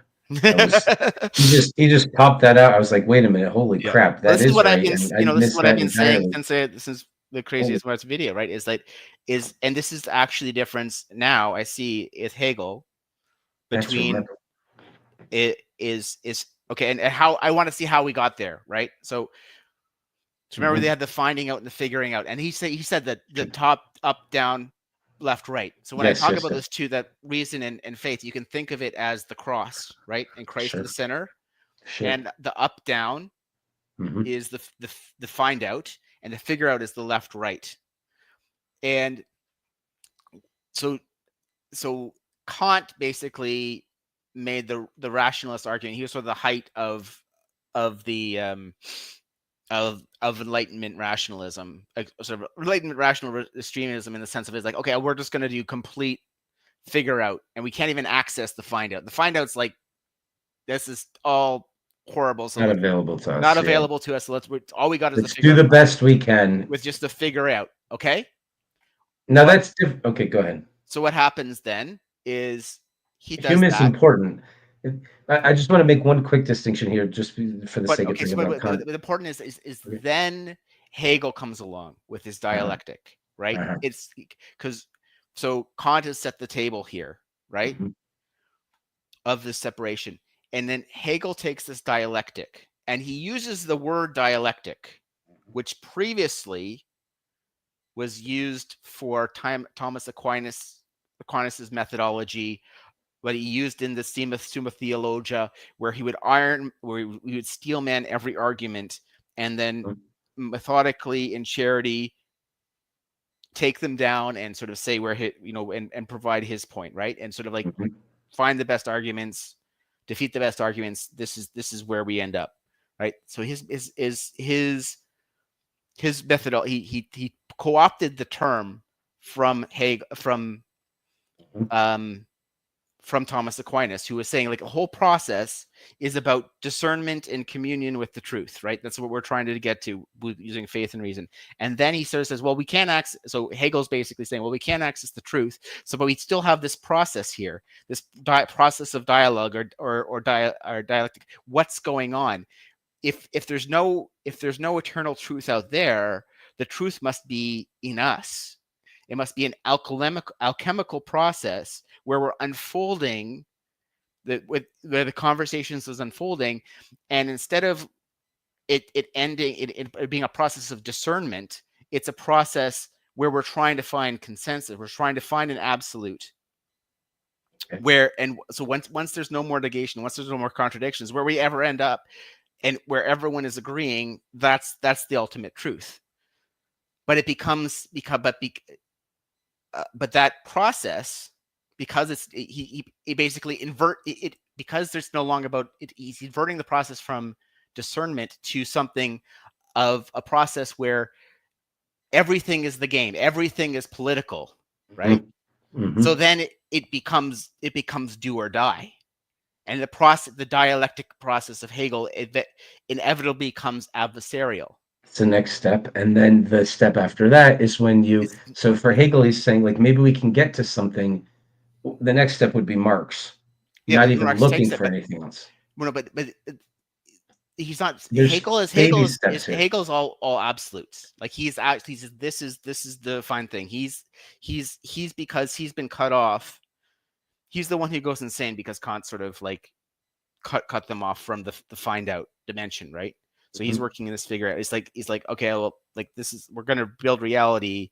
There's no way of getting the truth isn't out there. The truth is in us. So we have to like sort of distill the truth out of us, and so it becomes this winner take all proposition where where we have to get to this total consensus, and that's the unfolding absolute, and that's and so that you end up with either going with end up in one of the two sort of hells at the end of it, right? Or wherever, or maybe a hell in between. That's where Hegel looking takes for the it. Truth. Kant still believes in something about the find out. He just doesn't think he can find it out. Yeah, but this is where Hegel takes it. But Hegel takes it exactly. Yeah, that's what I'm trying to get. This is like Hegel. So I see. So essentially, what like Plato's cave, he sort of, this is the truth in the world outside, right? Socrates got it all. Hegel's cave is there is nothing outside. It is only cave. Right. No opening, no light, just the shadows somehow. Just no light. The performers. There's just the prisoners, and then there's the puppeteers. There's just prisoners and puppeteers, and there's the projection, which is the phenomena. Okay. That's the phenomena. All there is the phenomena, and the only way so what's the point of this game? If that's all that there is, what's the point of this game? The point is to find the absolute where everyone agrees in full participation in the phenomena or the projections on the wall of the cave, right? The presentation of the cave, where the projectionists are presenting exactly what the prisoners want to see, and the prisoners have no more negations. They have no more objections because they're not trying to struggle against They're not trying to struggle against it. They're in heaven. Not looking to get somewhere else. And that's exactly gotcha. how Rousseau described it. And that's exactly what we're fucking building with artificial intelligence. Well, right? It's a Tower of Babel for sure. Yeah, it's absolutely. not even a tower. It is that too. It is a Tower of Babel, but it's it's not going to reach its heavenly aims that it thinks it can reach. But okay. But the Tower of Babel. I like this. It's this Hegelian. What if we were content with the show in the cave? Now that's what Hegel is, and it gets there because of the way that Kant sets the table, and so then that All right, but throw a little curveball in here, just a little nut, and say, you know what's worse than being Hegel? There's a lot of things worse. One of them that's worse that comes along before is being David Hume. Mm-hmm. David Hume is unchained from the wall, pushing himself up against it, saying, I wish I could be a shadow because that's all there really is. Mm-hmm. Yeah. Right? So it's at least Hegel has some puppet performers, right? Like this is wild. So, but the fact that it comes before just leads back to this idea that I'm saying the same thing is actually cycling itself, and there's a new type of David Hume here. But then this is where, and then who comes immediately after Hegel in Germany, where the phenomenology is taking off, is Nietzsche, and Nietzsche's like, you know, we need to pull this back together. Yeah. Because you guys have killed God now. This is dead. This is untenable. This is not, and this is going to end horribly, right? This can only end horribly. Now, I'm going to say one thing you're not going to love. I think Kant came in as that consummate thinker after Hume. He actually, what happens with the consummate thinkers? With the consummate thinkers? No, you're not wrong. It fits perfectly with your story here. You're not wrong. What happens with the consummate thinkers is they do something that all thinkers after them can't fully comprehend and misunderstand in two predictable ways, which match what Vervaeke is saying about the two possible ways of approaching things. There's always the rationalist and always the empiricist tendencies, which Fichte called two psychological camps of inclination for philosophers. So if I hate reading Kant, I mean, I'm not trying to praise him too much, but like, if Kant really did do this thing that made the project possible to continue, one of the two ways of not understanding it inevitably will result, which will lead to a crisis where you get the next consummate thinker again.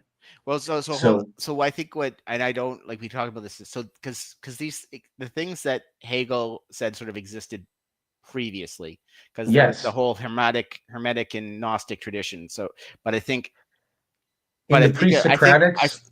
Okay. Well, I don't know about pre-Socratic, but let me just pre-Kant. I mean, it just keeps repeating. You have it here, but I think what what the danger is, that really the real danger with Hegel is he basically we had the Trinity and he inverted the Trinity. And that He's was horrible and, along the way. and he inverted it. So he That's- basically made it into he made a system of thought that basically ends always in the divorce, right? And you see that with all the later continental thinkers, right? Like even Marcuse, right? Like was sort of saying, it's like, oh, it's only going to end in communism and fascism. Those are the two options. Like he could sort of see it. And we sort of like, and he sort of said, well, we have to like the communism has to win, right? Or the fact like the fascism, and then there's sort of this later on in the tradition, there's sort of the synthesis of the two, because they're sort of like, but it's instead of doing God's will, the whole game is about actualizing our will, my will, right? Which goes that it ends in Hegel wasn't the final step. All right, go ahead. I'm sorry, keep going. I mean, it's not the final, but I mean, but he turns the charity into the credomania, right? He basically the dialectic. Interesting. Yeah, That's one of the things he's doing in this.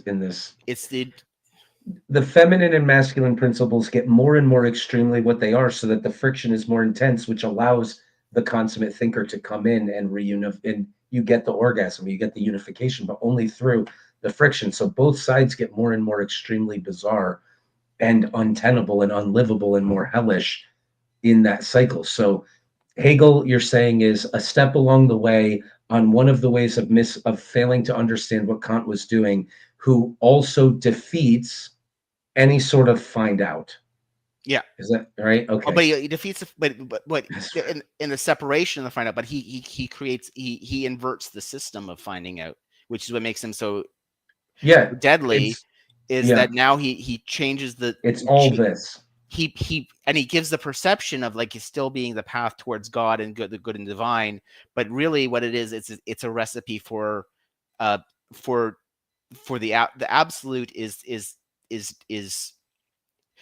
escapable consensus in Plato's cave, right? It's eternal. Is his absolute is he rolled a stone in front of the cave. We're just in this cave. He rolled a stone in front of the cave and he said, okay, puppet fellas, let's sort this out until we can get a domination of what. Now, I have to admit, I haven't read Hegel nearly well enough, so I'm basically learning about Hegel from you. So I have no idea. But the whole thing is the phenomenology is the projection, is the projection on the cave. He says it becomes all about the show. It's all there is the show. Yeah.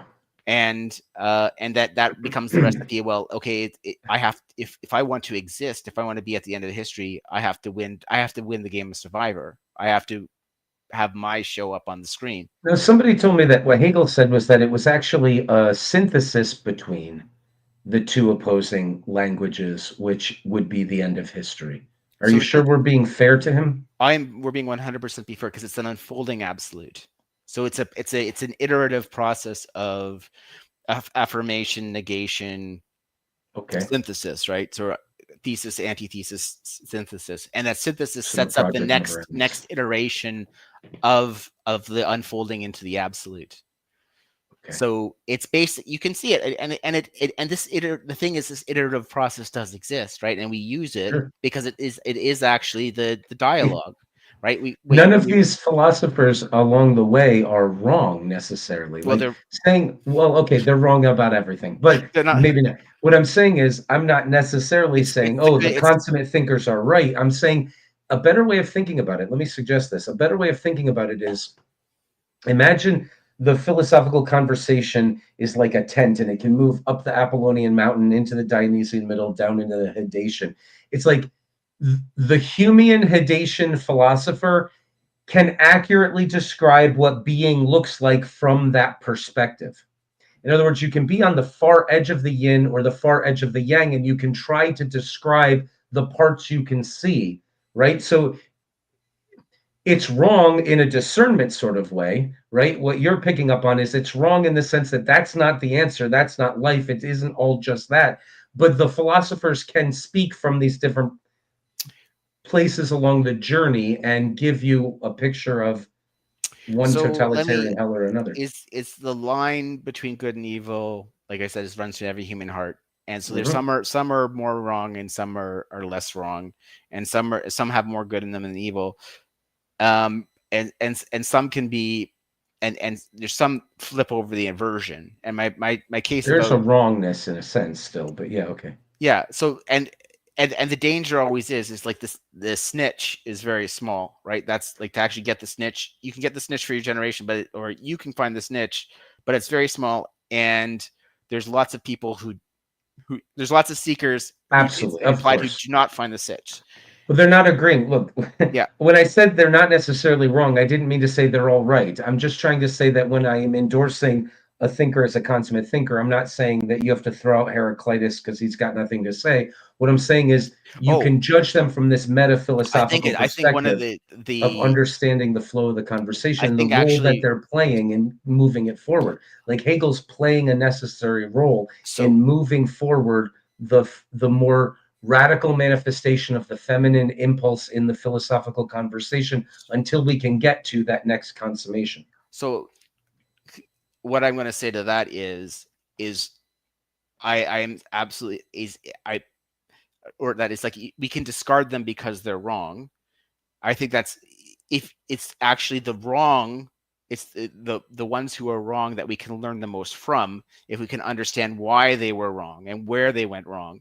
And that's exactly, like, That's what I'm saying. that's what the sacrifice and the figure out is, right? When Yes. Elon Musk sends the rocket up, he gives Yep. it like, he's like, we don't know the answer to this. We're going to push it to the limit on different factors, and then we'll see how it breaks. And We agree on too much. that and he's inviting that study of the wrongness, right? He's basically sort of challenging God to judge him, and That's then interesting. he learns from the judgment of God. Okay, but he learns from his sin, right? Because the sin shows Missing him, the mark. Yeah. yeah, how did I miss the mark? Okay, now by having the We have humility in new that data. to embrace that, then his prayers will be better next time. And so, like, yeah, so I think maybe another way of getting what you're saying about the philosophers, the philosoph the philosophers and being worthy is like, no, it's actually like, I think everyone, and this is actually one of the dangers is Hegelian is dangerous. Is everyone should sort of study Hegel, but it should be studied in a sense. Okay, this is in because it gives context, Wrestle with it. but also show us, like, okay, this is why it was wrong, right? Give the whole picture, and sort of say, this was the mistake, so we can actually then we can build on it, right? Yeah. Because The problem is these people are so smart that you're liable not to see the mistake and to get trapped okay, in. I here's mean, you have to study the whole so conversation. what happens when you get the kleptomaniacs is the cradlemaniacs, not kleptomaniacs, the cradlemaniacs. Sure. Yeah. Is the cruel is that their philosophy or their sophistries become esoteric, become hidden, because they see that they look for the secret truth. So the one of the most annoying things, and probably why you haven't studied Hegel in depth, because the people who love Hegel don't want to teach Hegel. They're also kind of a little annoying, I have to say. Well, they're annoying, but they're wizards, right? And wizards I see. require gnosis. They've got their okay. They have Secret forbidden esoteric knowledge, and Mhm. they lose their power if other people understand that it's Their exactly ideas like might. stage magicians.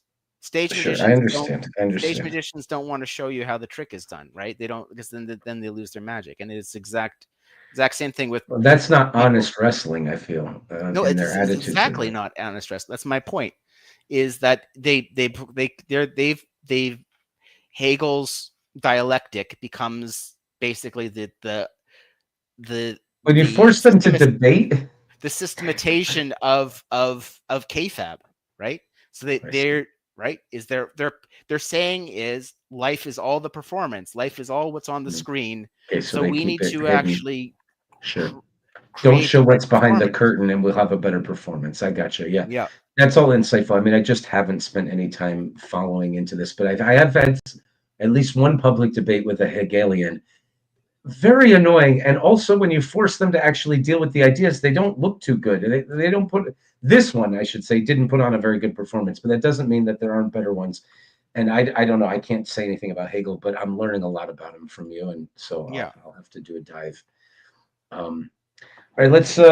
Yes. I don't want to not finish this video because what you promised is in it is this unification Yeah. of Well, we're halfway rebridging the through. gap. Let's Whether or let's not go. some people might say, I've said that they're not totally justified. But the idea that at the origin is opposition. But it's adversarial. See, I'm trying to make a distinction. No, I'm saying that a misunderstanding of what you're saying Yes, seems yes. to be at the root of this problem that we're seeing, even in terms. So one of the things Jordan That's has the been doing Marx from Peterson has been move. suggesting is that in the Yeah. political sphere, the right Well, and the left should sorry, work can I something stop? like. It's It's a exactly worse. like It's which is democracy. now you're in Hume level. So the left says when the Well, left Marx is just the mapping of Hegel right, the left onto the material and the political. There's different ways to misunderstand what the consummate thinkers do. The other side, by the way, since we're picking on the postmodernists and the people of that tendency, is that the other side leads you to Mellenbranche, right? If you're looking at the rationalists or Parmenides. I love these guys, by the way. I think they're great thinkers, and I'm more inclined to like hanging out with Parmenideans or Mellenbranchians than I am postmodernists or sophists. But you know what Mellenbranche said, yeah? What his view of the world was? I don't remember. No. Okay, really quickly then. These are the people who care about the idea. It's like the Platonic is looking for the ideas, and the Aristotelian is looking out to like sort of let the world tell him what it is, looking at the particulars. That's the basic general tendencies of the two. Yeah. And so, but these Platonics, or by the way, they're on the rise necessarily because the scientism is past the point of diminishing returns. It's on the way down. The next trend is going to be some really interesting thinkers like Plantinga and Bonjour, and these people are Peterson. But the divine is all, or the ideal is all, ends up in a place where, so Mellenbranche said, look, I thought about the ideas, or Parmenides said, I thought about the ideas. What is the idea of change? And I've got a syllogism here. Zeno says, you just can't shoot an arrow, and Achilles can't pass the tortoise. Mellenbranche says, I thought about the idea of a body. What does it really mean in my mind, the idea of a body? And I've stripped away all the things it wasn't, and what it really is extension. It's length, breadth, and width. That's what it is. And I thought about what that means, and I thought, oh my goodness, there's nothing in that idea that it will allow one body to impart motion into another body. Well, what does that mean? What that means is that when you hit a cue ball and it bounces into another one and they bounce off each other and conserve their momentum and have their velocities, God has performed a miracle. Continually, all the time, God is doing miracles to make the world look as though the physical reality is able to do things, because the ideas tell me that it can't possibly be the case that something with length, breadth, and width could make something else with length, breadth, and width move. And likewise, whatever the mind is, my concept of that, it's not the sort of thing that could induce motion in bodies. So when I will for my arm to raise and I raise it, God performs a miracle. He forces the arm to raise because he's a reasonable, rational, ordered God who wants everything to play itself out as if it's all following these rules. But I'm telling you, I thought about the ideas well enough, and I'm telling you, I just don't believe a body can make a body move. I know it can't. So therefore, everything is always being sustained by God at all times. We're not saying that's right. We're not saying it's wrong. We're trying to look at the quality of what happens when you go more and more extreme down one of the two Fictilian psychological camps, or one of the two languages available to us. And imagine being here's the point. Imagine being a Mellenbranchian and talking to a Humean, because that's where the rationalism leads you, and that's where the empiricism leads you. Hume is saying, I can only know things if they come through the senses, and I don't know that the past is like the future. I don't know that cause and effect are a thing, because I've never had those truths come to me through the senses. So scientific knowledge is the only knowledge, and I can have none of it. Okay, that's untenable on its own in a way. Maybe you think Parmenidean and Mellenbranchian ways of thinking are untenable on their own as well. But the communication between the two is completely broken down. Imagine saying I only think things are true if they come to me through the senses, and having a conversation with someone who says everything that could come to me through the senses has to be illusion because the ideas already showed me that none of that can be true. But that's what happens between the sophists. Anyway, it keeps happening, and like you said, rationalism and empiricism are two basic. Yeah. So, but here I think that there is also, so yes, but there's the two dimensions sort of like, because they map, because it's essentially it's the same sort of process. They map onto each other, that it's easy to confuse them. And there is So there is definitely that sort of left and right, and they get to the point where they can no longer talk to each other when they're completely disordered, right? When they're completely but there is also that sort of there's also that there is also like the dimension of where you have that the charity, you have the spectrum of that of the charity versus what I said, the kratomania, right? Which isn't the find out dimension. It's a different. It's so there is good and evil, right? And good and good tries to understand or aim at the truth, right? Engage in the charitable, and evil tries to control.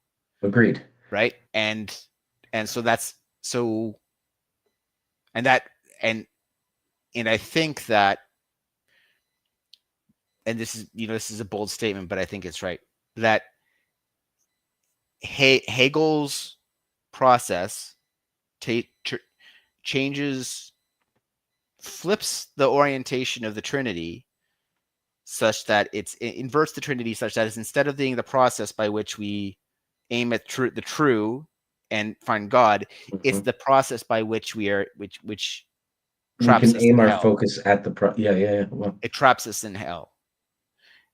And so the reason why I keep saying I'm not making the point about if it's right or wrong or good and evil, it's just that I'm trying to make a metaphilosophical point. I completely endorse the idea that there's plenty of evil going on in a lot of these ideas. Yeah, and sort of and like how you get to those that process, as well as badness, sickness, and other things too. But one of the big ones that gets you there is it gets you to that point where you have those two sides, the two left and the right, or they can't talk to each other anymore, is that they've gone into like that Hegelian dialectic process, right? So that's where you're that's the tyranny of one voice screaming and not they both scream, cutting off from everything else. Certainly, yeah. 100%. I have no disagreement. I mean, I haven't read Hegel, but from what you've described, that's perfectly likely. Okay. And you could make the same judgment if you want to about the sophists, and you can make the same judgment even about the Parmenideans, right? Like, who are you out here telling me this is all? Well, the sophists have the same attitude, right? Where it's not they're turning language and they're turning the dialogue, instead of the dialogue of discerning truth. It's like, well, how do you win the debate? It's a power game. How do you persuade? Well, it's a power game of building consensus. Remember what I said about the consensus? It's the same thing. That's what I'm trying to tell you. It's the same thing. Yeah. This thing you're describing is the same exact thing, and it's happened 4 times at least in our recorded good conversation. From a metaphilosophical perspective, what this conversation is doing is we've reached that point, and we know what's coming next. And it's not the triumph of the demons that are trying to tear everything apart. It's the next consummate thinker. I didn't mean to cut you off there, but it is the same thing. It's not just that they're similar. The sophists are playing a postmodern power game. They're saying, who gives a fuck about truth? There ain't no such thing. I deny it. I can beat you in an argument, and I can teach you how to play this. That sounds exactly like what you're describing in the cycle I don't understand that well, which is the Hegelian, as the exact same thing. This is not, there's nothing new under the sun, but we can do it again like it's never been done. So the left says human beings are subject to fate. I don't mean in a cosmic sense, but they can be overwhelmed by forces beyond their control, and we should overwhelmed by circumstance, by the wondering of these things on the outside which will intrude on the planet. Right. And then the right, when it's not insane, says yes, but we're not animals. We are called to personal virtue and responsibility. And then if they're in a point of processing together, we can constantly evolve our fittedness as a society. And we look at how democracy was understood. It was supposed to be that opponent processing. The whole checks and balance system of the United States depended on a commitment from everybody to opponent processing. That the best way I can correct myself is through you, and the best way you can correct yourself is through me. But if that gets taken over by the spirit of adversarial processing, it turns into gridlock and this mutual self-destructiveness that is now overtaking democracies in many places of the world. Yeah. No, I think to me, that we get here is a way to help understand how crucial the things that how crucial these questions are. That this, when you talk about, like, if I talk about fractal structures of relationships of right and left or the center, I have my own language. John will talk about opponent processing in a more scientific way. The consequences of a misunderstanding of how that functions is, you could say, is at the root of a lot of the social problems that we have. So you can understand it in different ways, which is that you can understand a society that is obsessed with its identity, that has become completely obsessed with that which makes it what it is, and wants to reduce everything to that, and wants to chop off anything that doesn't fit into that central identity. And that would be a problem. But you can also understand another image of a society that is obsessed with idiosyncrasy, that is obsessed with that which is outside, that is actually obsessed with that which is strange to its own identity and hates its own identity. And then you can understand that would also be a problem, now wouldn't it? And so the right possibility of these two interacting together of a love, let's say, an understanding of the need of identity for anything to exist. You need an identity for anything to exist, but then also to understand, like when I talked about St. Peter and St. Paul, for example, like the problem of identity is pride. Right? If identity holds itself too much like that, then it thinks it's self-sufficient, it closes itself off, and it becomes prideful. And that the problem with that is that then it falls because it will shatter. You can't hold things together like that forever. And the opposite problem, or the opposite of St. Paul, which is the one arguing for the stranger. Remember what St. Paul is arguing for. We don't need circumcision. We don't need all the law. We don't need the law. We don't need circumcision. We don't need these things. And I'm caricaturing a little bit, but I'm trying to show two tendencies in already the setting up of the church in the first century. But that if we can see that these two structures, these two sides, these two pillars work with each other, then I think we can help heal to the extent that, I don't know if it's really possible, but at least create an alternative space to the gridlock that we're facing in the world right now. Sorry for that speech there. It was a good speech. The definition of fixing that to get the conversation going is the definition of being healed or healing. So I guess so deep down you can I can talk about other things, self-organizing criticality in the brain. I can talk about small world network. The brain is constantly trying to trade between being as efficient as possible and doing all that, and then being as sort of as evolvable as possible. This is also called the stability plasticity problem, and you can see the brain. And so we now have this idea emerging of metastability, that is the two constantly interweaving, right? And again, this is what I made my career out of seeing all these convergences and then getting people to talk to each other about it. And then you did this, and it was like, right, and because it's the convergence of, like, if I'd gone into these churches, I would have went, pretty pictures. That's Jesus. Yeah. Maybe those, right? One on the cross, probably Jesus. Right. Now, the thing to me is there's two things to be considering here. One is, so the idea that most of our learning is implicit learning. Most of our learning is we're picking up on complex patterns without awareness, and that's what the basis of our intuition. And when we like it, we call it intuition, and when we don't like it, we call it prejudice or bias. And so I can see doing this as a way of constantly surrounding people with this. So the implicit learning is picking up on all this, and people are getting a deep sort of intuitive sense of this. That seems no. like, I think it's more. I think it's more than that. I Okay. think it's. Is it that though too? No, it is definitely. It's definitely that. But I think it is also people are going to think this is weird, but it is the most natural space. That is, it is the space in which we are, say the church in this context, be the space in which we are the most human, because it has condensed this process, which we experience all the time, every time we grab a cup. Yeah. I mean, do you disagree with that? We don't have to hear me agree with it a ton, but I really do think that the language of the mythopoetic and narrative is the language that talks to personalities and characters. And the propositional, even worse, the formulaic of science is just not really the place where life actually resides. Okay.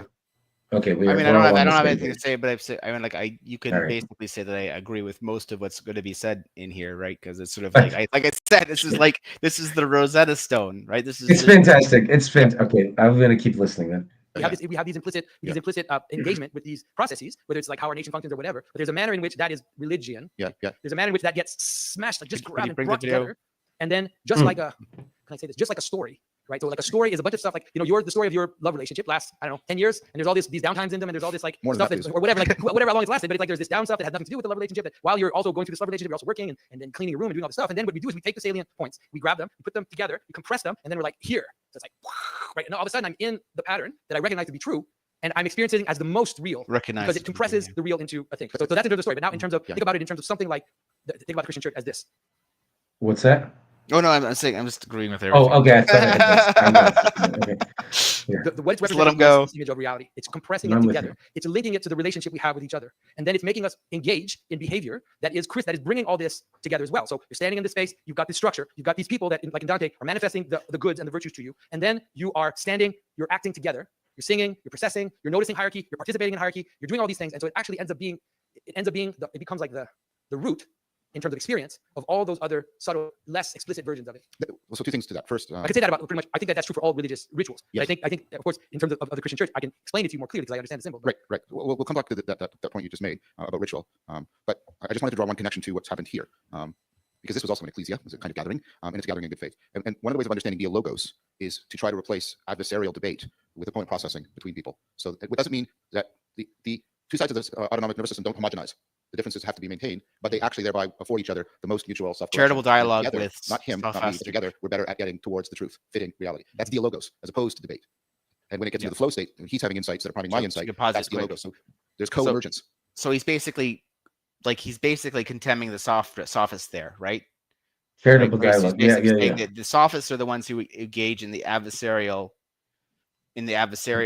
processing, where it's just win or take all. What I call the credomania, versus the opponent processing, which is done in charity. Right? They talk about operating in good faith.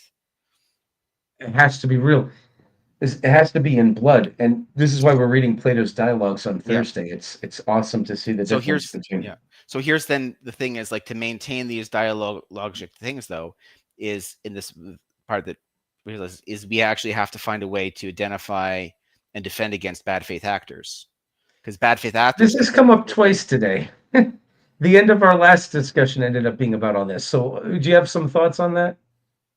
Well, I'm just saying that like uh Because I have. there's a difference. So, but the way we do it is very sophisticated. So here's part of this is even so it's the problem of the evil within, because there's the evil exists between every human heart. Yeah, you got to. And you could think of that as the internal cognition, but and then the external cognition, where we're actually forming groups in that. There's betrayers in every group. Even Christ could not put a team of 12 together without there being a traitor, right? But and part of what that, and part of what that actually is, this is part of the big part of that story that people ignore, is Jesus knew from the beginning that Judas would betray him, but nonetheless made Judas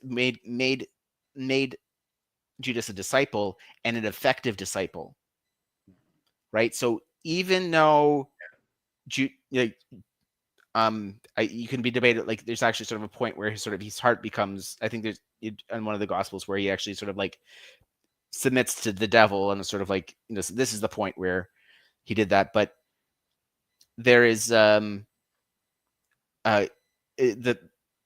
thing is that when I'm saying that we have to identify have a system to defend against the bad faith actors, we always have to know that there's always going to be snakes in the garden.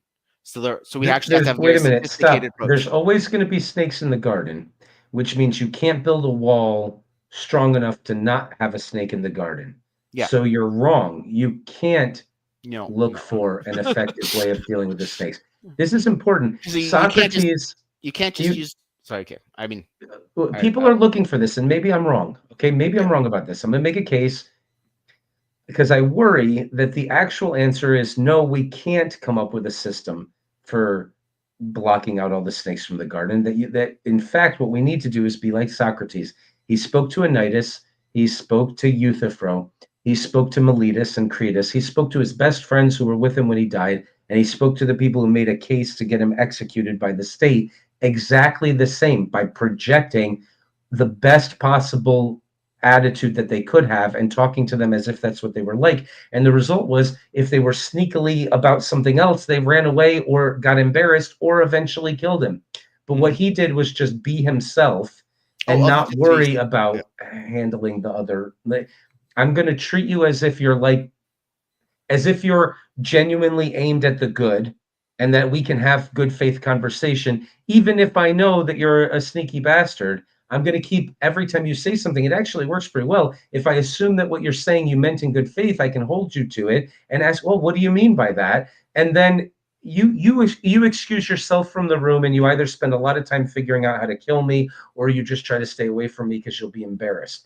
But I don't know if we have a better solution for dealing with the snakes, because we can't, they can exclude themselves and leave, but I don't think we can. So there is like, how do we deal with evil? It's a sophisticated solution. So you said part of it, right? Like, we have to stick to the truth. We have to stick to authenticity. That's the armor of God.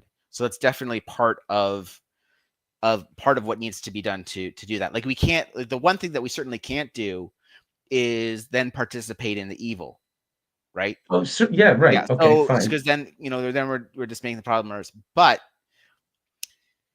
you can look at, for example, so we can use the analogy, or an analogy, of cyber attackers, right? Because it's actually a very good analogy of cyber attacks and cybersecurity. And so you can have, like, we don't want to have one cyber security solution is, like, where it's full blown, is you don't want to have a zero trust system. What we actually want to get to is a high trust society. Yeah. So how you do that is, you don't do that with one wall. You do that with many cascading walls of that overlap in a complicated way. So then so the comparative would be is a sort of a breach mentality. You assume that there are bad faith actors, and the axe murderer is already in the house. So you actually have to, you might have to lock some doors or have some security measures to keep or to verify the axe murderers. But so you have to admit that there is evil, and there is evil Of within, course. and then Of course.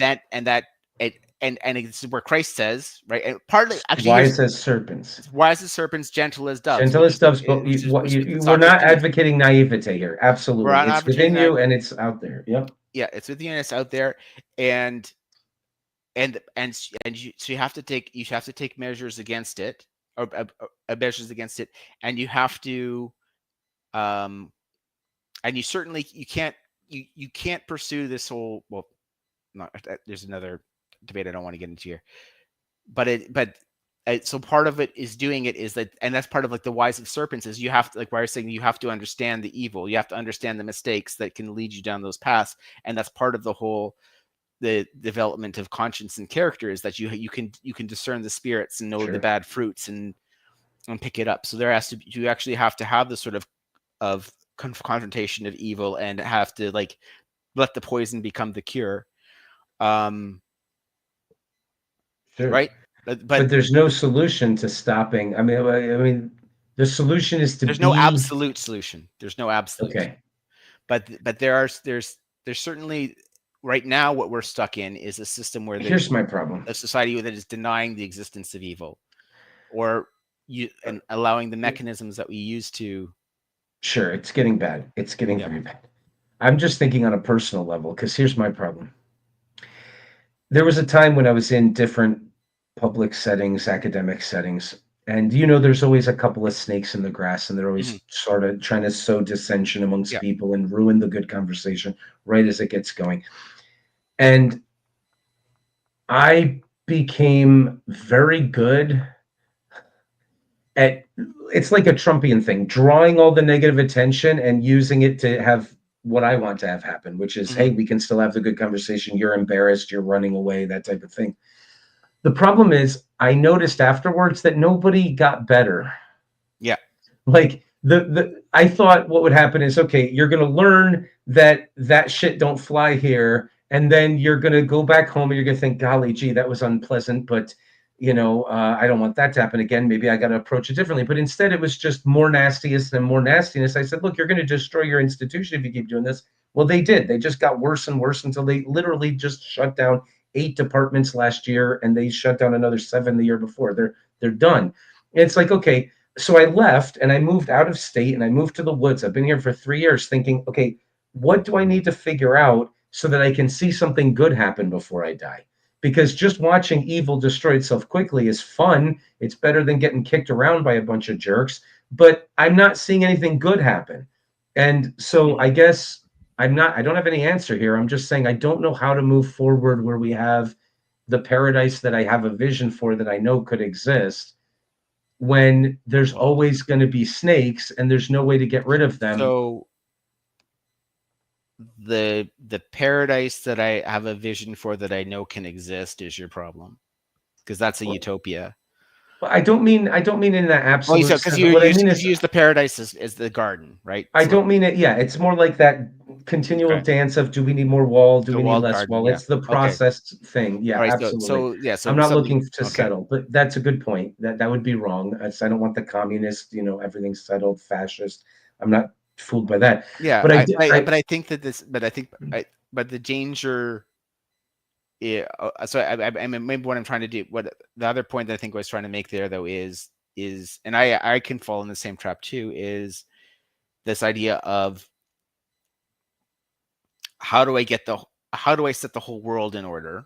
And I think what Peterson starts with is, I just want to be left alone. Can't I have a tiny corner of earth with a garden? I don't want to go clean your room, Bucko.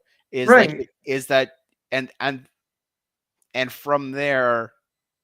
But it seems like you can't just have that without the whole world. All right, I'll figure it out. Well, yeah, I think, but okay, I think that, yes, I have the same problem. I think if you are perceptive, you have a calling to do more.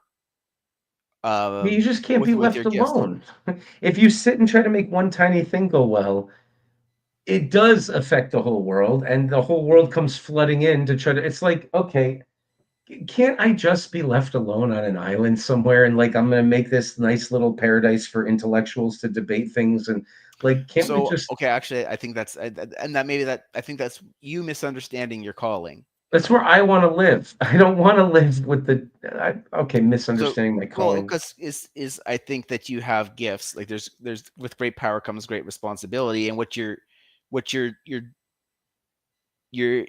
I think there's you're aiming at sort of the setting up this whole garden, but the garden is, and I'm not trying to build up your ego any, but I'm just You're going to not. You're not. You're but my annoying me by throwing burdens on things. My yeah, no, ego is. is what you're doing is you have a Jonah and the whale problem is I what it was sounds just like gonna is. say, I think I'm gonna go run the other direction if you throw this at me because, quite frankly, no, No, no.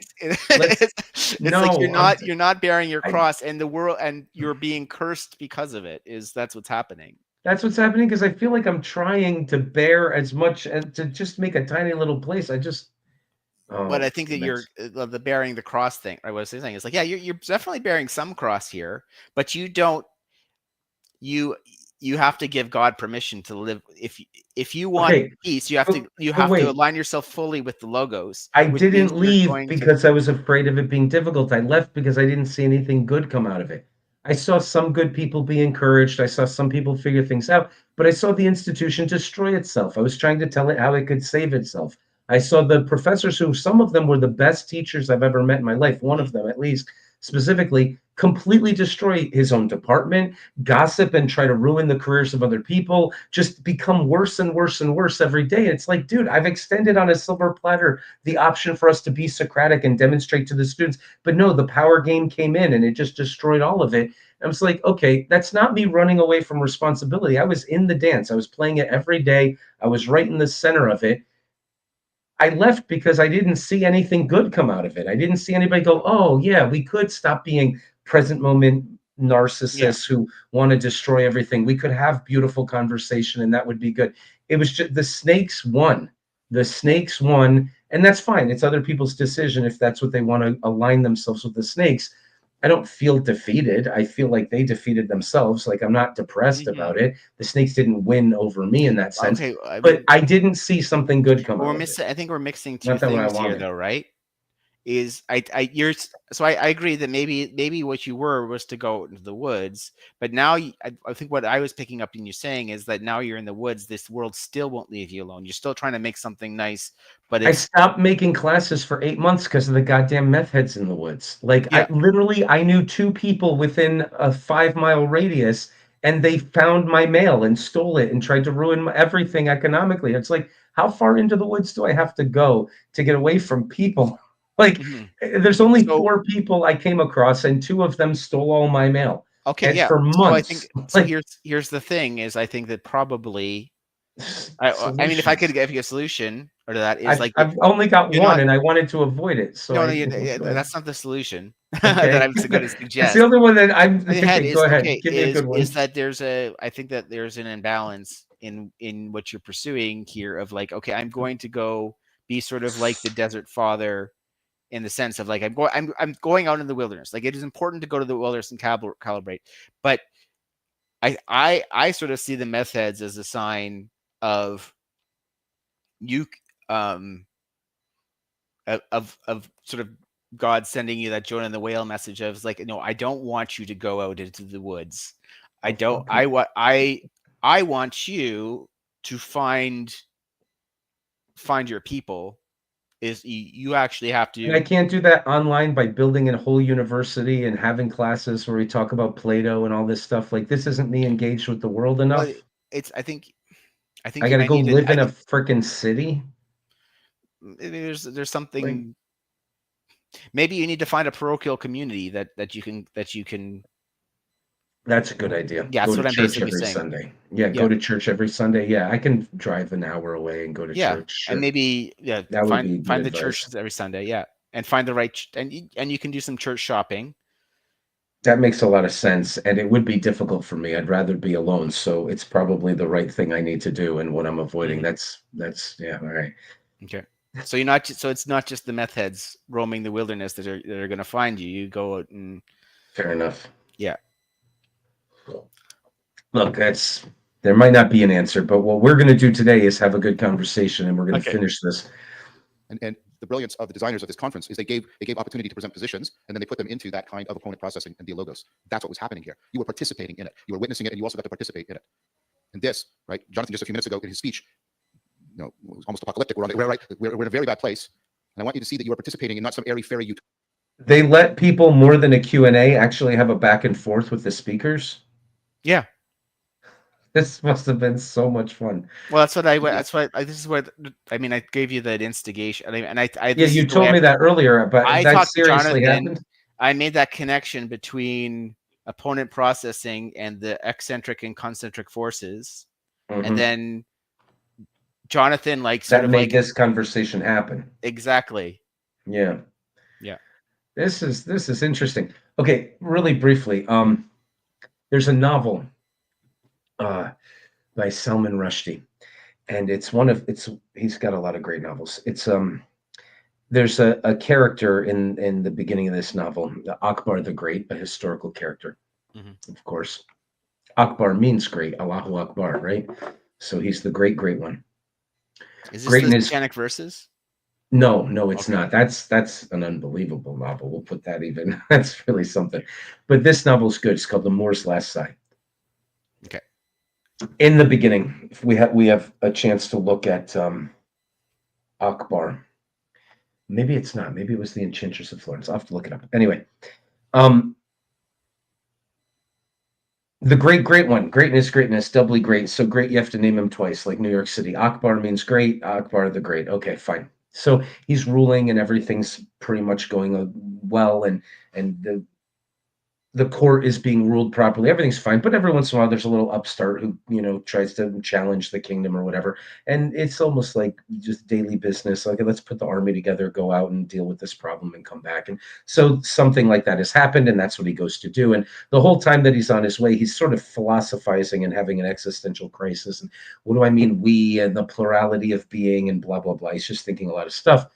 He gets there. He of course defeats the enemy, and they're wiped out, and they bring the leader, this young upstart who was challenging the kingdom. They bring him bound and broken. Maybe his beard is barely grown or plucked. I can't remember. And Akbar comes up in front of the camp to confront this enemy that he's defeated. And he says to the kneeling man, he says, almost bored still, seeing as you're about to be in paradise, why don't you tell us what you think you'll find when you get there? And the young man who represents, the young man who's been arguing in a way, he says, in paradise, the words argument and worship mean the same thing. It's possible to, in love, want to say, I don't get it yet. Let me bounce myself up against somebody who thinks something different and be challenged by them and get insights from them. And we can get closer to the arcade together if we're doing this. He says, in paradise, the words argument and worship mean the same thing. And then Akbar says, I promise you we shall build this paradise on earth. And he pulls out his sword and chops off his head. You got to do that. Goes back home, but he creates a symposium. He makes a place where you could get your head chopped off for saying the king smells bad, in the court. There's reasons for that. But if you're in that building, you can say anything. You can argue anything. It's like a free speech haven where the point is to come and have your views exposed to the views of other people, and just do it in that tent. And when you're outside that tent, you know what you're allowed to say and what you're not allowed to say. Anyway, I think of it as an image of the picture of paradise from an academic perspective, and I'm not really making much of a good point beyond that. I just thought here's my definition. This sounds pretty paradisiacal. Here's my secular. Well, I don't like the term secular, but my definition of the Trinity for non-theists. Okay. Discernment of truth through charity. Which is, like when you're talking, and if you think Socratic way of being. of dialogue, right? It's the competitive, it's the competitive cooperative dialogue that can only exist under the spirit of under the spirit of charity, aiming at truth. Aiming at you, right? If you if you and I are at the bottom of the triangle, just against each other, like you can be oriented this way, I can be oriented this way, and we can climb the mountain because we're right. But if we're just doing this, that's pretty pointless. Like, Well, that's the pretty you've pointless got to be thing. aimed up. So here's the pretty pointless thing: is you got to be aimed up. And this is my criticism of the Hegel, and that is like he's like, okay, like It's one dimension. we're wherever we end up, like we in our little back and forth is that's going to be the truth, right? once we've tired each other out, that's the absolute. That's the one dimension. Yeah, I see what you're saying. You got rid of this dimension, and you're just doing this all day until you decide. Well, Everything that's is political and everything. Yeah, so it's that's why everything. So that's that, and it's that mentality that breaks into. It's like, okay, why can't I just like why can't I just be left alone? Like, why can't I be can I just play video games, man? Or why can't I just do this thing? It's because no, everything has to be pulled into the absolute. Everything has to be part of the Hegelian dialectic, because until we get to the absolute consensus, like the consensus that's unbreakable because everyone is participating, then we haven't reached the utopia, right? We haven't. So there is no escape as long as the absolutists are playing, right? Absolutist versus what's the correct conception to aim at? The correction is the distinction living eternal and infinite. The living eternal and infinite. Thank you. The living eternal and infinite. And you've made this really important, I think, distinction between that and the unfolding absolute, or you can inescapable consensus, towards inescapable consensus. Yeah. Awesome. You're participating in the real alternative to that can reground democracy.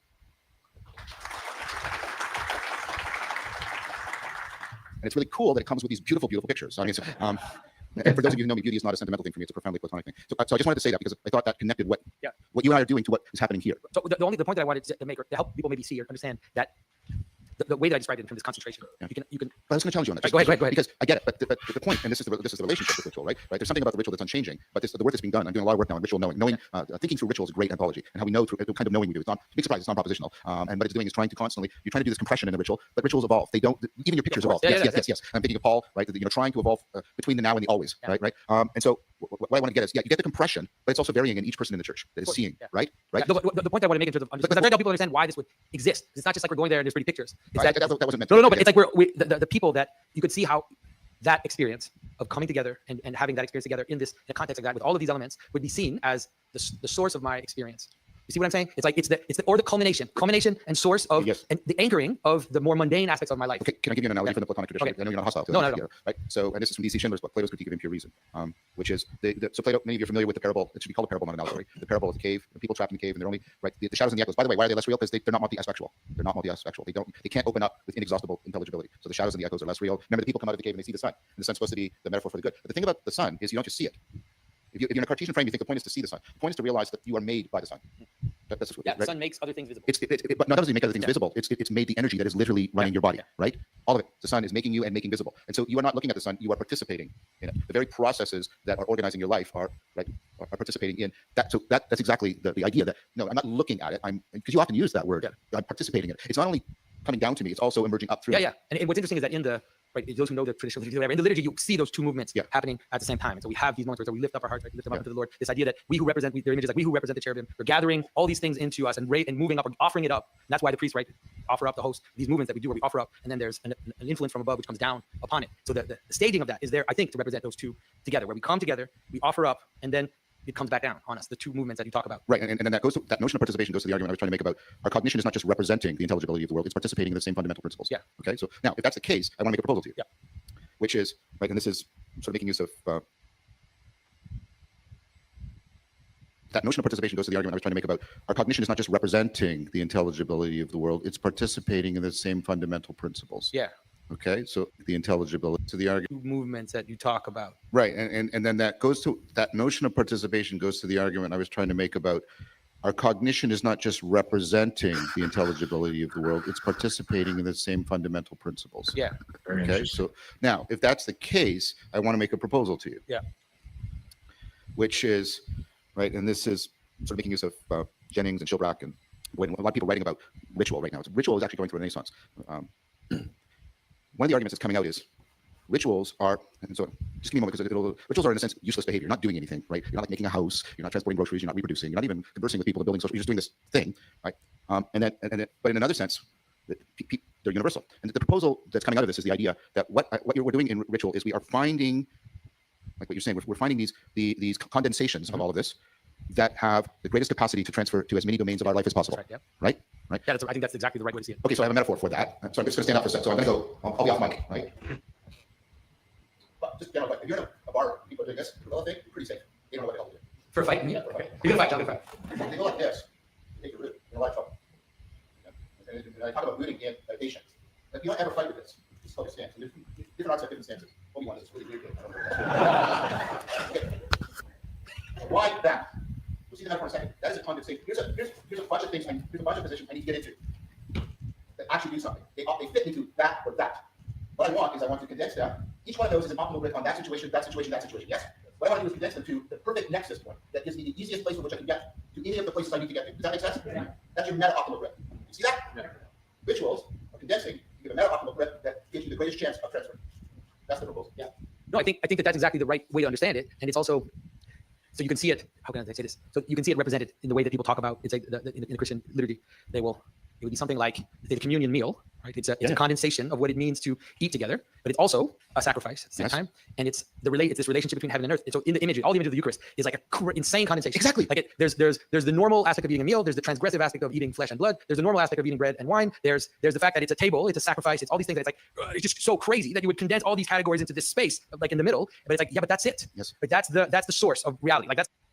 This is one of the things I call a Jungian key for interpreting this symbolic language of ritual and mythology is that I'll tell a funny story about myself, which is for every 18 months for about 25 years of my life, I had the instinct that it would be worthwhile to go and read and study the Greek and Roman mythology because I think there's something in it. And it would last about 2 hours, and then I'd hurl whatever book I had. I can't understand this. It doesn't make any sense. I don't see how people can read these things. And then, with these guys and Peterson and the Jungian and all of that, I started to think, well, maybe there's a way of reading it properly. And one of the keys that emerged for me was like, okay, if a character has all these very, very different things about him, right? He's the god of medicine. He brings the sun up. He's chasing Daphne. He slays Python. Like, why give me 200 stories about this guy? Wait, find the one thing that is the same about all of those. That's who he actually is. So, right? Do you know the origin of the word symbol? The origin of the word? Like the etymology of the word No. symbol. The etymology of the word symbol is the opposite of the etymology of the word the diabolic. Diabolic means to tear apart. The etymology of the word symbol means to bring together. So the most powerful symbols are the things that bring together the most disparate. What do you call it? I want to see disparate things. Just disparate things. Yeah. And make the powerful connections between. Why? Why do I have to go through third grade without somebody telling me that? You should have I had to become very old before I even thought I figured that out. And then you just told me that. I didn't fucking know that. Nobody mentioned this. Honestly, that should be in a third grade curriculum. The way you read, what the fuck? I'm sorry, excuse my language. All people who are involved in education at all, third grade is old enough to know that. Yeah. You need to know that, for God's sake. It took a long time for me, very stupidly, to stumble upon it. That's, jeez. But this is why, and then so some of the deeper, most prominent symbols are like mother. Mother brings together all sorts of God damn. of things together, right? It brings like your very personal, particular experiences with your own mother, all these different kinds of conceptualizations, but also this unified experience of all human beings and that as well, right? They're all Yeah. brought together by the symbol of mother, right? For example.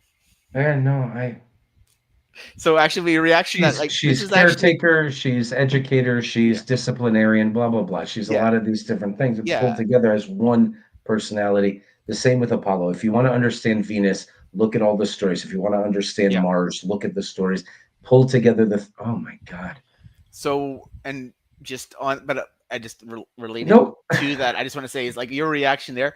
I remember that was like I in my first year of university in my program at the time, it was, I don't know if, I doubt this is still the case, but I remember that it was a requirement for all arts and social science students to take an informal reasoning course in their first Uh-huh. year.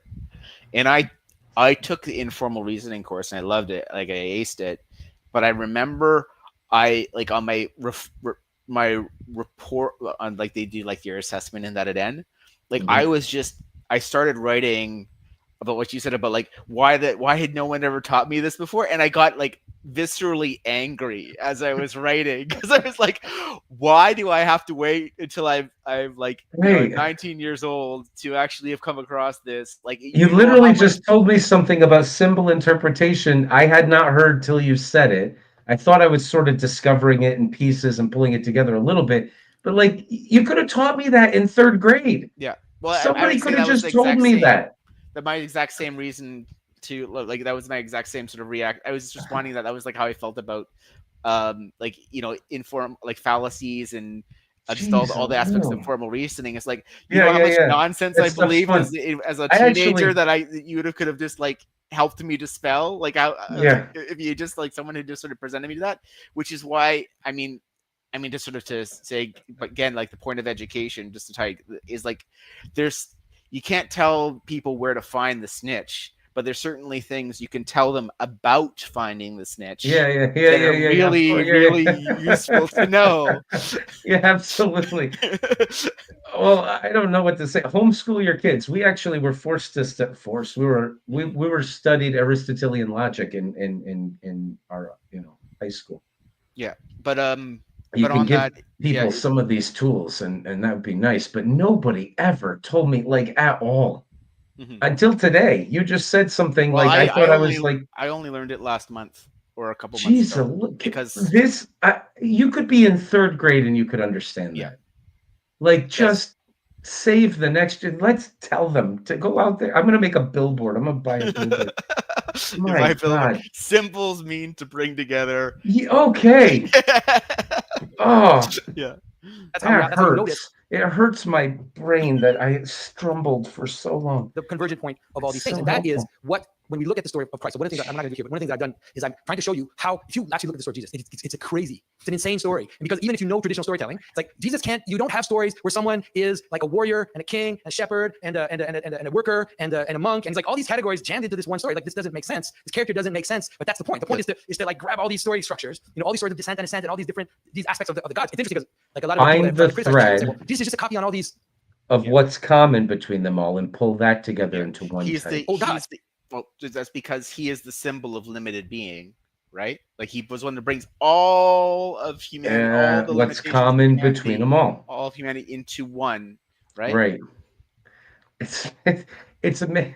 I don't even. It's like, yeah, I mean, all of them, like every single one of them, like he's all these weird like things that would never for a pagan be brought together. And it's like, he's Apollo, he's Dionysus at the same time. He's all these things gathered into the one. And so it's like, that's it. So it's like, you look at the image of that person on the throne, and it's like, it's that, right, that condensation, right? And it's like, and then that person, that the condensation of all these things, he is the source, but he also ends up being the judge, right? Because he's the standard by which all the multiple aspects get let's say, compared to, or The through line. The through line. There you The go. through Yeah. line is found in the multi-aspect. Yeah, I noticed. So Freud noted that a long time ago, that religious symbols and dream symbols have a tremendous amount of condensation. But he saw it as an evidence of a primitive form of thought. But if you pay attention to what a massive, powerful neural network is doing in deep learning, it's doing tremendous compression, from which it can then create new variation that then gets recompressed. It's doing it. So many people are now saying, no, maybe the compression or the condensation is actually, especially in ritual studies, is people are taking I've got the feeling that you might be Christian in your theology of some sort or other. Yes.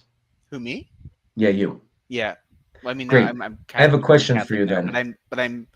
I started out sorry. as a new atheist. It's been a bit of a journey, with top overs in Buddhism, and yeah. We're all on great journeys. Okay, good. I wanted to ask someone who's in their journey in a Christian place. I want to ask you specifically. So this condensation expansion thing, it's like, okay, wait. Let me ask you this. Does it seem appropriate for a person who wishes to understand the Logos, to grow in relationship with Christ, to study Dionysus and Apollo as facets of or aspects of what Christ actually is? Like, can you gain? I'm sorry, you have an answer already. Well, I mean, you can continue. I mean, I have. Can you gain a relational knowledge of the thing that you're supposed to want to know more than anything else through these other partial stories, if you see them as big enough personalities to wrestle with already, that are part of what's condensed into what Christ is? Okay, so so the post Vatican II answer in the Catholic Church, um, and I think like in the Orthodox Church, generally speaking, as well, is that there are with they're like in in suboptimal reflections of the truth, right? So it's sort Yeah. of like it's it's better to study scripture, Sure. but certainly a lot can be beneficial from the comparative studies, and Not to confuse them with another type of Christ or something like that. Not to yeah, say that they're just as good. I gotcha. Suboptimal. What did you say? Suboptimal yeah. There's partial some really great representations of the truth. yeah. I said yes, yeah, partial representation or of the truth, or um, yeah. So so Okay. you can't there is it is revelation, but it's not divine revelation. So there is. Well, what other kind is there? I said that's what I mean. It's less. I won't say like less. It is. There is divine inspiration in other traditions. Maybe Got that's it. the best Okay, way of fine. saying. It's on its way towards getting to us, and Christ might be a Yeah. clearer version of what's. Yeah. Okay, fine. Yeah. All right. Yeah. Just So curious. I've wondered about that's that. that's something that's sort of changed. That's something that was changed in, or they wouldn't say changed in the Catholic Church, but maybe clarified by Vatican II. And and certainly, like if you look at sort of like C.S. Lewis, who I would say he's not he was an Anglican, not a Catholic, but I think he's pretty solid theologian in that, and he would use the Tao as a comparison, and a lot of, if you look at like for abolition of man and mere Christianity, like he'll use the Tao as a as sort of a stand-in, or not as a stand-in, but as something, actually maybe something to help with the understanding of the Trinity. Yeah. Okay. Interesting. A recognition that there can be divinely inspired symbols, the comprehension of which might be closer to accurate than where I've gotten already in my own studies. So here is, so maybe everyone would say that so there's an acknowledge that every human is inspired and driven to worship God and wrestle with God, right?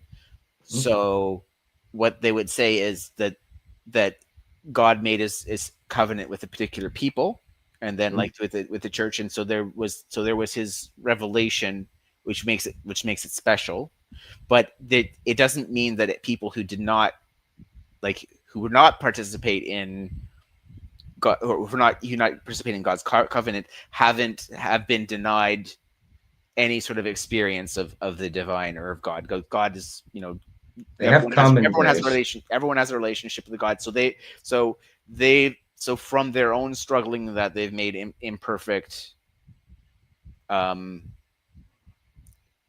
less perfect connections to the truth, or they've struggled. They also struggling with the divine, so they'll also Here's find find some divinity Here's- that you can use for contextual, or if you're you're on your way to to finding Christ. yeah, okay. Let's pretend I'm a disciple in Christianity. I'm going to ask you a question from a Christian Catholic perspective. Okay, here's the thing. Here's the thing which most annoyed me about Christians, which does most annoy me about Christians, is, and I don't mean this is Christian theology correctly, but just, the average everyday person. I'm not complaining here. They haven't hurt me personally. From a philosophical perspective, what annoys me is when they get stuck on the idea of I'm in the right camp, that our camp sort of owns the truth. Jesus said, I am the truth. He is, but he didn't say you have to say my name the right way in order for you to have relationship with God and have it be due to the fact that I sacrificed. Right? In other words, what Christ said was, ye shall know them by their fruits. And this is the part where I'm going to get blasphemous according to most Christians I've talked to, but I want to see what you think about it. I'm not sure it's right. Let me toss this out there at you. I think what Christ is saying, if you want to be a real Christian, you should take this seriously, is that you should meet someone, discover if you have something to learn about love, truth, beauty, justice, goodness, long suffering, all of the fruit of the Spirit. And if you do have something to learn from them about patience, if you're like, whoa, look at this guy, that's your conclusion should be that that person's hanging out with the divine because that's the only way to have those fruits. And you can know that the only way he's able to hang out with the divine is that Christ came and made it possible and all of that. And if the next thing the person says is, I'm a Hindu or I'm a Buddhist, that shouldn't matter to you, because what club you say you belong in isn't, of course, it's not what matters. Christ said, many will come in that day and say, Lord, Lord, depart from me. I never knew you. And also the demons say God exists and they tremble at his name. So I said this the last time I tried pitching this to one of my Christian friends, is he said, you're basically saying everybody's saved.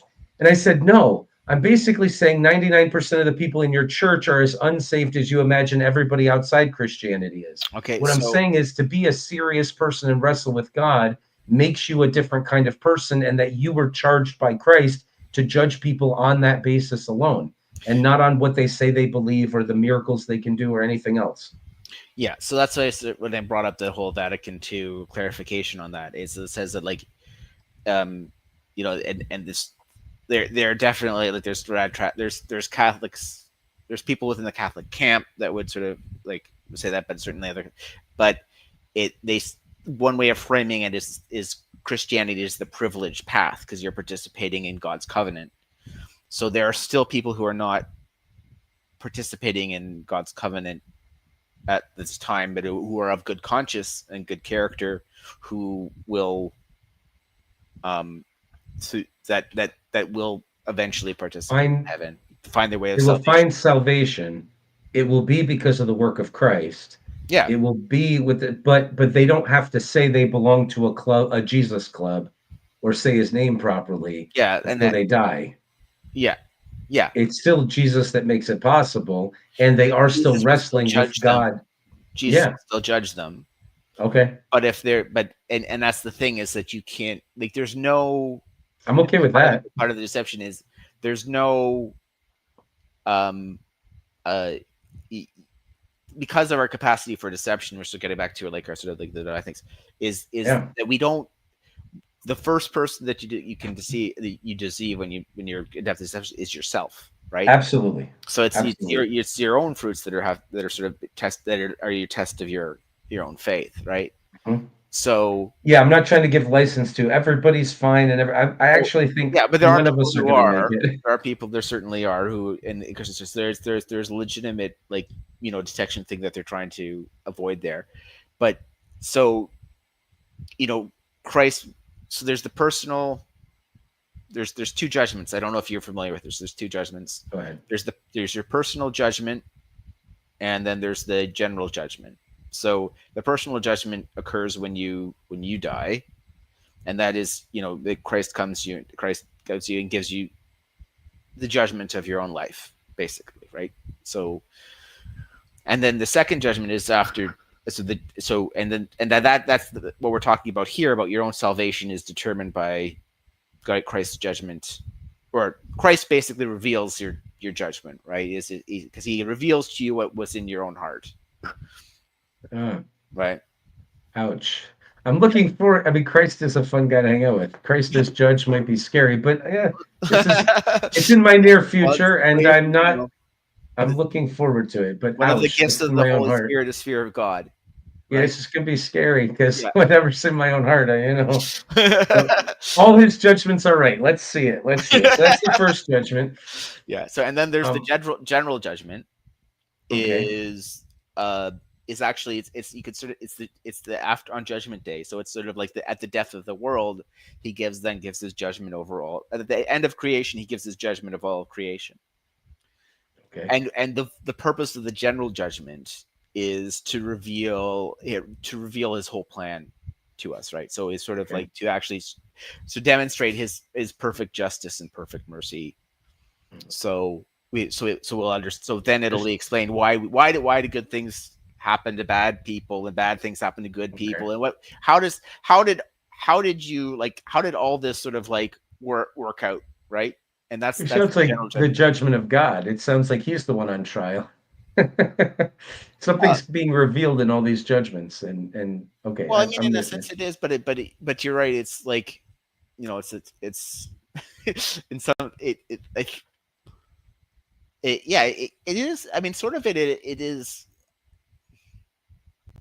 I mean, you could sort of see it. I think you can see the judgment as sort of like the judgment as sort of a judgment of God. Certainly, just general Interesting, judgment, right? where it's sort of like no, it's like this is how. But It goes two ways. yeah, All relational things go both ways. both So yeah, ways, fine. right? It's sort of like okay, this is why Interesting. how you thought, like you may have been the doubts of your faith, but now this is the point where you get to be your faith is justified, and I will justify your faith by showing you, walking you through creation. Interesting. Yeah. Okay, So that might be worth. We should talk more on this topic. That Obviously, might be. I mean, I think that you might see that as worth, participating in heaven for. Like, no, sure. Okay, maybe. yeah. Well, I'm not sure, but that doesn't mean heaven isn't worth participating in. But it might take a little more than that. That sounds great, though. So we should talk more about that later. I guess what I'm concerned with mostly, or what bothers me the most, is this. Let's say I was a Christian. If we were Christians who were hanging out, thinking because we're in this privileged path, let's say there's this mountain here, and I'm way down near the base, barely out of the valley that's necessarily created by a mountainous event. I'm climbing up, but I'm not really wrestling with it. I'm not really thinking about it that much. It doesn't really matter. And then there's this other mountain of Buddhism over here, and most people are crowded around in the valley. But there's this one guy that's way the heck up here. I mean, he's been wrestling with trying to get the truth, and it's been punching in the face by God to him. And like, he's really like the guy over here saying, well, what you should do is come down here, go through and then come up here so you can be 1/3 as high up the mountain as you are right now. Seems like an arrogant mistake for Christians to be making, because they're making the mistake that Christ kept saying not to make, which is don't tell me you're children of Abraham. Live like it. Act like, be it. I can make it out of anything. I can make it out of a rock. I can make it out of a Buddhist. Like, be the thing that honestly wrestles with the divine and can manifest love and truth and goodness and justice and beauty. Like, if you can do those things, you have the fruit of the Spirit, because you can only have them by hanging out with God. So be that thing, rather than say, well, I am in the privileged club of people who say Jesus is the way. Okay, so I didn't say it's a privileged The club. privileged path is different. When I say the privileged path is like you're on the surest, you could sort of see it as the surest path. I don't have a problem with that. I could say yes to that. And so and sort of like to give you a part of the problem of you're sort of seeing as a wrestling of like who's high in the mountain is that we can't. There's no. Where we're walking up the mountain, we can't really discern where anyone else is on the mountain, right? That's part of the fruits, right? So it's like you can't, like, knowing them by their fruits is part of it. Is like everyone's attitude should be, I should be climbing higher. That's where everybody's attitude. As I was gonna say, is like keep your feet on the path and keep one foot better than the other, and also, but when you're encountering fellow travelers, like that is part of it, is like with the spirit of charity, is sort of looking at him as a potential opportunity to learn more about Christ, right? Okay, right. Even and going back to the people. What if they call themselves a Buddhist? Well, again, the people who make the mistakes are the ones you can learn the most from. And maybe if No. well, no, let me finish that. Let me No, finish I'm that. not disagreeing, but you said Is I because meant maybe maybe there's something that they're doing right, that because you see their fruits, there's something that they're doing right that you need to learn from, right? okay, right. Because obviously you might say, okay, well, they're wrong in all these regards, but clearly Okay, God fantastic. has me Sure. doing, there's something doing right, so there's probably something I need to pay attention to figure out why why this is the case. Like why are there clearly fruits being had here? And I mean, look, I mean, Christ. I can talk my own personal experience, right? When I actually was meditating with Buddhism, and I was in like the Buddhist community, I was doing the Buddhist thing thought, and I was meditating daily, and then I would actually sort of I got to this point in my Buddhism where like I'd feel something calling me on, like this sort of like, you're done here, you have to, you need to go Sure. farther, and you can't climb Fair it. enough. So Sure. so I actually found like the Catholic, and I didn't on my own either. I got no problem with it. I got no problem with I the saying Catholic tradition that. was richer, and so I had this like, sort of like divine experience from when I studied Jordan Peterson, and I found that Buddhism wasn't strong enough, or didn't offer a framework to hold what I did. And then when I went into Christianity, I found, oh no, this does hold it. I want to be clear. I want to be clear. I'm not making that point. I'm not saying there are other paths and they all get you to the same place. I'm totally fine with saying, no, this Christian thing can get you somewhere. Maybe Christ is really the personality you need to know. These other things that are aiming at the same thing, then maybe look, here's what I think. Because you're the path, and I think part of it is you're conflating the path with the person, and so when I say that someone tells me they're a Buddhist, but I see that they're bearing the fruits, I say, okay, they're on this other path. I can have a judgment about it's a less, it's a suboptimal path, but they could be 10 times better at manifesting love than you are, because they've been wrestling with God for longer or better. Like, in other words, I think they're closer to saved if they're doing that. And the only reason I'm saying that is, how can you be a Christian and say Christ was wrong when he said, judge them by their fruits, not by what club they say they belong in? So I don't know if I'm agreeing with you in that, but the better way to approach it is again, because you judge them by the fruits, I still don't know their heart. I know that they have. Remember, we had this conversation. Right, you can't know their hearts with Michelangelo, right? Remember I said what I said about Michelangelo, and I made the proviso. He's not Saint Michelangelo. I don't know if he was saved or not, but he had an undeniable connection to the divine, because like look at the statue of David, look at the 16th chapel. There is no way that you can deny that there was the hand of that some part of him was not aligned with the hand of God, right? That's you don't. No man knows the heart. The Christ message is that you don't judge based on the heart, because you can't know it. You don't judge based on gifts, because those are without repentance. So the fact that somebody can do miracles doesn't matter. You don't judge based on what club they say they belong in. This is a personal, relational thing. You judge based on whether or not they have the fruit of the Spirit. That's a Christ teaching. Okay, so yeah. So you can. Okay. It's not that you don't have a point, but I can't. Like, this is with your. I think that there's an oversimplification with like we were saying about the garden and the walls, right? Is that you actually that there's another solution where you're saying it's like, okay, no, you just have to say that Buddhism is just a valid path, or that I didn't say it's just as valid a path. I'm not saying that. Well, I'm not saying that. so I'm there saying a man who calls himself a Buddhist could have been have living a life salvic- where he's wrestling with the could have divine more salvic honestly grace. than you have been. could have salvic grace and could be, yes. The And I Catholic could- theologian who can win all the apologetics debates, who beats his wife, has been wrestling with the divine less well than the Buddhist who, I don't care about his path. I don't care about the ideas. I'm throwing out all of the ideas. I'm not saying it's just as good a path.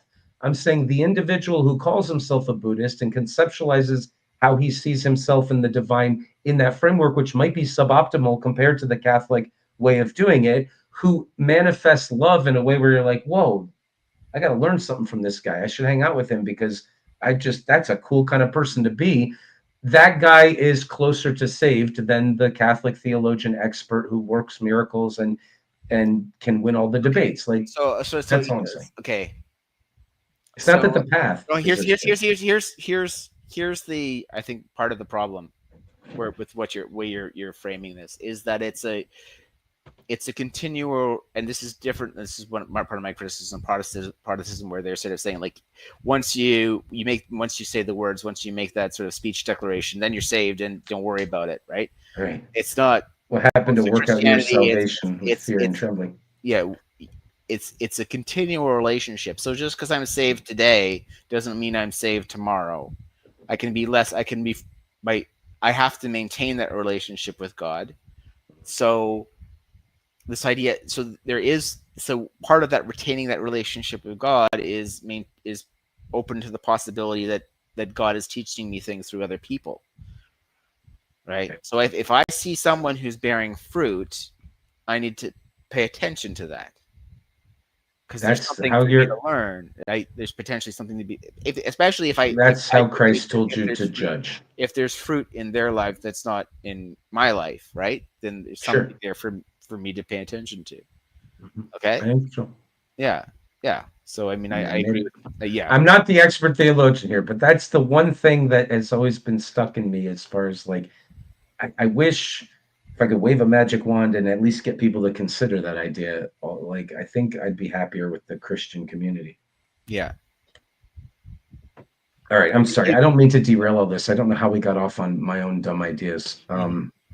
A lot of, they're using propositions in pictures, I'm not denying that, but people in rituals are taking a lot of non-propositional complex patterns and then doing this compression and meta-optimal grip so that can then vary out back into their lives in ways that is helpful and insightful. Does that land for you? No, that lands. I think that's exactly what it is. And I think that at least for a secular world and a secular audience, I think it's a way for people to at least re-understand why these things exist. Okay. So here's, and we're introducing ritual, and I consider Tai Chi Chuan a ritual in this deep sense. And of course, there's also, I was static there, but you're also moving, you're evolving one. I'm trying to do Tai Chi while I'm sitting in a chair, right? And you're evolving, but there's also the evolving that I'm talking about, and it gets you to, so you're trying to find the through line. So you have all these different, like, what's the through line between them, right? That's the form is. There's all these aspects of fighting, but I'm finding the through line through all of them, right? All of that's going on. So you meta-optimal grip, but it's a flowing meta-optimal grip. What's the difference between that in our everyday lives and the sacred? Do you see that? Because we're saying this is how I walk around the room. It's also in the ritual. I could, in a very realistic sense, I could be using everything we're talking about to fight you, like martial arts. I don't want to. I love you. Right. I'm sure you take me down. But what's the difference? Right? Do you see what I'm trying to get? No, I see what you're trying to get. And so I would see it as a hierarchy, like a fractal hierarchy. That's the way that I see it. Yeah. So let's take another ritual, which is closer. But Jonathan, I've heard you say the sacred reaches from the very top to the very bottom. Right. So you can't locate the sacred just at the top. No, definitely not. Okay. But what I mean, so let's take an example, because I talked about Eucharist before. So think about family meals. Right? So family meal is ritualized. So it does exactly what you're saying. Right. You can't.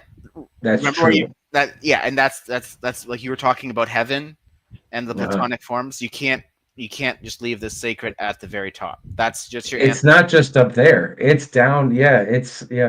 That's your that's the answer to your question about why. Well, why is heaven not this static place of whole actuality? Like, well, that sounds pretty boring to me, because it's not just because the divine. Yeah. Divine is not just up there. Okay. We can participate. Yeah. Okay. Fair.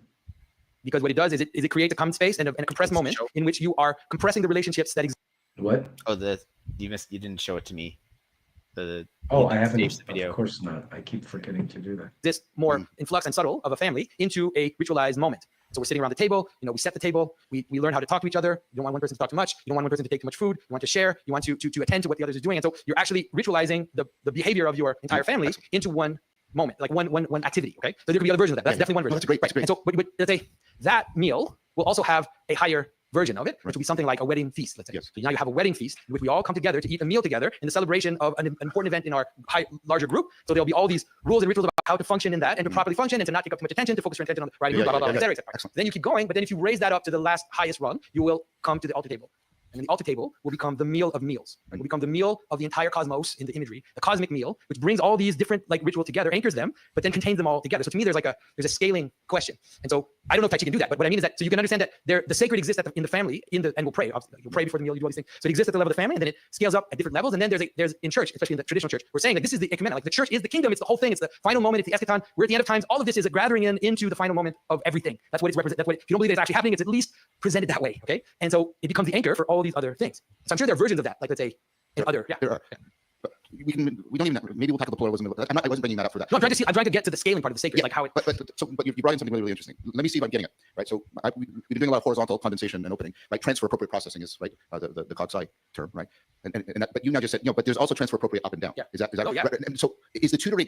Oh, sorry, that's the wrong word. Is the education in the sense of educing going also up and down? Namely, does what happens in the family meal inform? Totally. Exactly. So it goes from bottom up too. If you have Yeah. you won't if you have improper families and improper family meals, then that wedding will go bad. Will go bad, and then people will hate each other in church. Like it's gonna go up, it's gonna go up that way too. Like, it doesn't just come down. That's 100% sure. Yeah. So now we're trying to find a really powerful. That's not quite the right adjective, but use it as a placeholder. A really good, powerful ritual is one that would be the nexus both of horizontal transfer and vertical transfer. Is that right? Does that make sense? So, yeah. So would part of what it is to be a wise person is to be able to either find, create, or participate in that kind of nexus ritual? Because if this is the machinery of intelligence and the machinery of intelligibility, and we need it to do optimal this way and this way, one way to distinguish a wise person from a less wise person is that they can find the nexus point and share it with others. Is that a reasonable proposal? I think so. I don't know. I'm not saying that's the only characteristic. No. I would say that in terms of wisdom, which is with a I don't know, moral virtue. I don't regard wisdom as a moral virtue, Okay. so we might be using the term slightly differently. Right. Go ahead. So I would tend to see what you're saying in terms of the goods, in terms of human interaction. That's the way that I would see it mostly. It's like a person will become a nexus for a virtue, and then will become like a rippling pond for the world. Will act like an anchor and will ripple. But I'm not sure. But you have to find yourself to that point. Yeah. You have to find your way to that, right? If you'll allow me to compliment you're displaying a kind of wisdom in pointing this out. You can find your way through a lot of this. Yeah. You don't just know it. You grasp the significance of it, and you have insight into it, so you can, right? Yeah. The reason why I'm hesitating is that my experience is that most people who make up rituals, they don't succeed. Like the rituals have to be anchored somehow in something which is given. No. That's fine. But I think you're agreeing with me. But Okay. if you're not, let me know. But this is how I think you're agreeing with me. Most attempts at ritual fail. Yes. Yeah. Yes. Which means there's a normativity in them. Yes. And I'm proposing that the normativity is this sort of meta-optimal grip on these two dimensions that enhances transfer. Is that okay? Yeah. No, I agree. Right. And so an individual who was better at getting the meta-optimal grip horizontally and vertically and coordinating them together would be somebody that presumably can help other people get to the place that sort of optimizes everything we've been talking about. Is that okay? Yeah. That's fine. Okay. So you are still agreeing with me. Okay. And so what I'm then saying is what wisdom to see, to have insight, to zero in on what's most relevant, to find the meta-optimal grip. I think these are all consonant with each other. I'm saying the wise person succeeds precisely because they are guided by the normativity that distinguishes a good ritual from a bad ritual, and they have learned to track it well. That's what I'm proposing. Okay. Yeah. I mean, maybe I'm not sure what the corollaries of that are. I don't know what that means in The practice. What would it look like? Let's say. What would it look like? I think I know metaphysical or mythopoetically what he's talking about. He's talking just simply about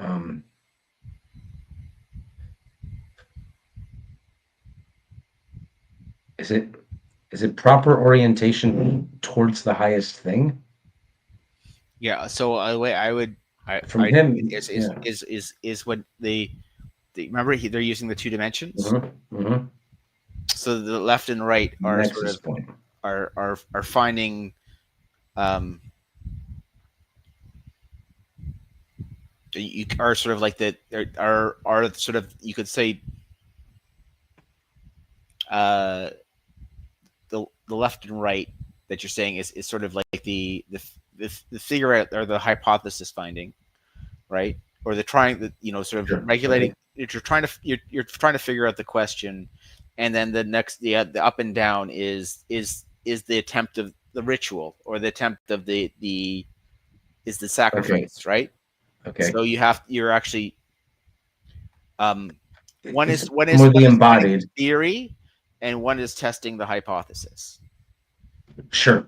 Why is Vervaeke saying that the nexus point and something about the nexus point makes you the person most qualified to transfer this wisdom? Like, that's the part I'm not if you're getting. in the through line, so that means if remember, that's the person who's in the salvic grace.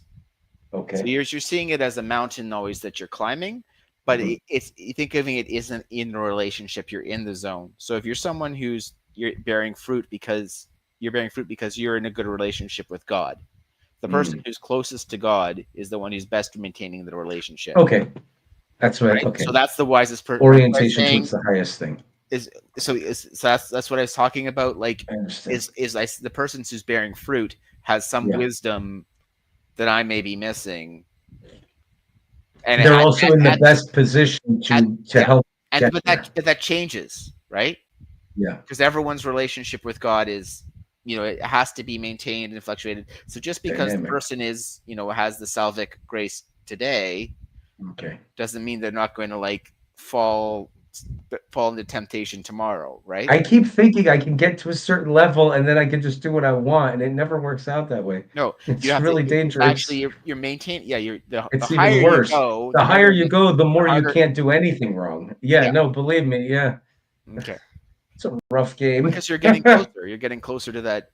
Yeah, I know. Yeah. All right, I get it. There's not as much room to diverge. Yeah, it's like a cone. Can't we just get Jacob's to a place? ladder? yeah. Well, it looks pretty wide at the bottom, but when you look up at the top, it's like really comes to a point. Yeah, it would look like the person who could move between, who could do this at the family dinner, help coordinate the condensation, and then how it also reparticularizes so the family flows well. And then when the kid gets married, knows how to educate his kids so that they go into the ceremony, the wedding ceremony, right? And then also can participate perhaps at your altar table in a way that other people find, wow, that was, and they can move between them, and you get, and they are conducive to other people being able to participate in depth. That's what I'm proposing to you. No, I agree. I think that would definitely be, that would be an aspect, let's say, of a wise person. Yeah, I'm not claiming that's the essence of wisdom. I said that before. I think there's a lot more to wisdom. But I'm having a realization about a dimension. Let me call it what they're actually surpassing. I mentioned the wisdom that I hadn't. That's actually what they're describing. They're using the word wisdom, but what they're actually describing is prudence. That's the through line. Prudence is the through line of being able to in different environments know how one is to act. 100%. That's called prudence. Yeah. Interesting. And this is why like they distort all the meaning of the important words. So now people think of prudence. When they talk about prudence, they talk about always hesitating and thinking about things, which where prudence is more about is knowing how to act in a certain time. It's actually it's sort of it's right perception, right? So it's sort of like it's the ability to intuit, or like to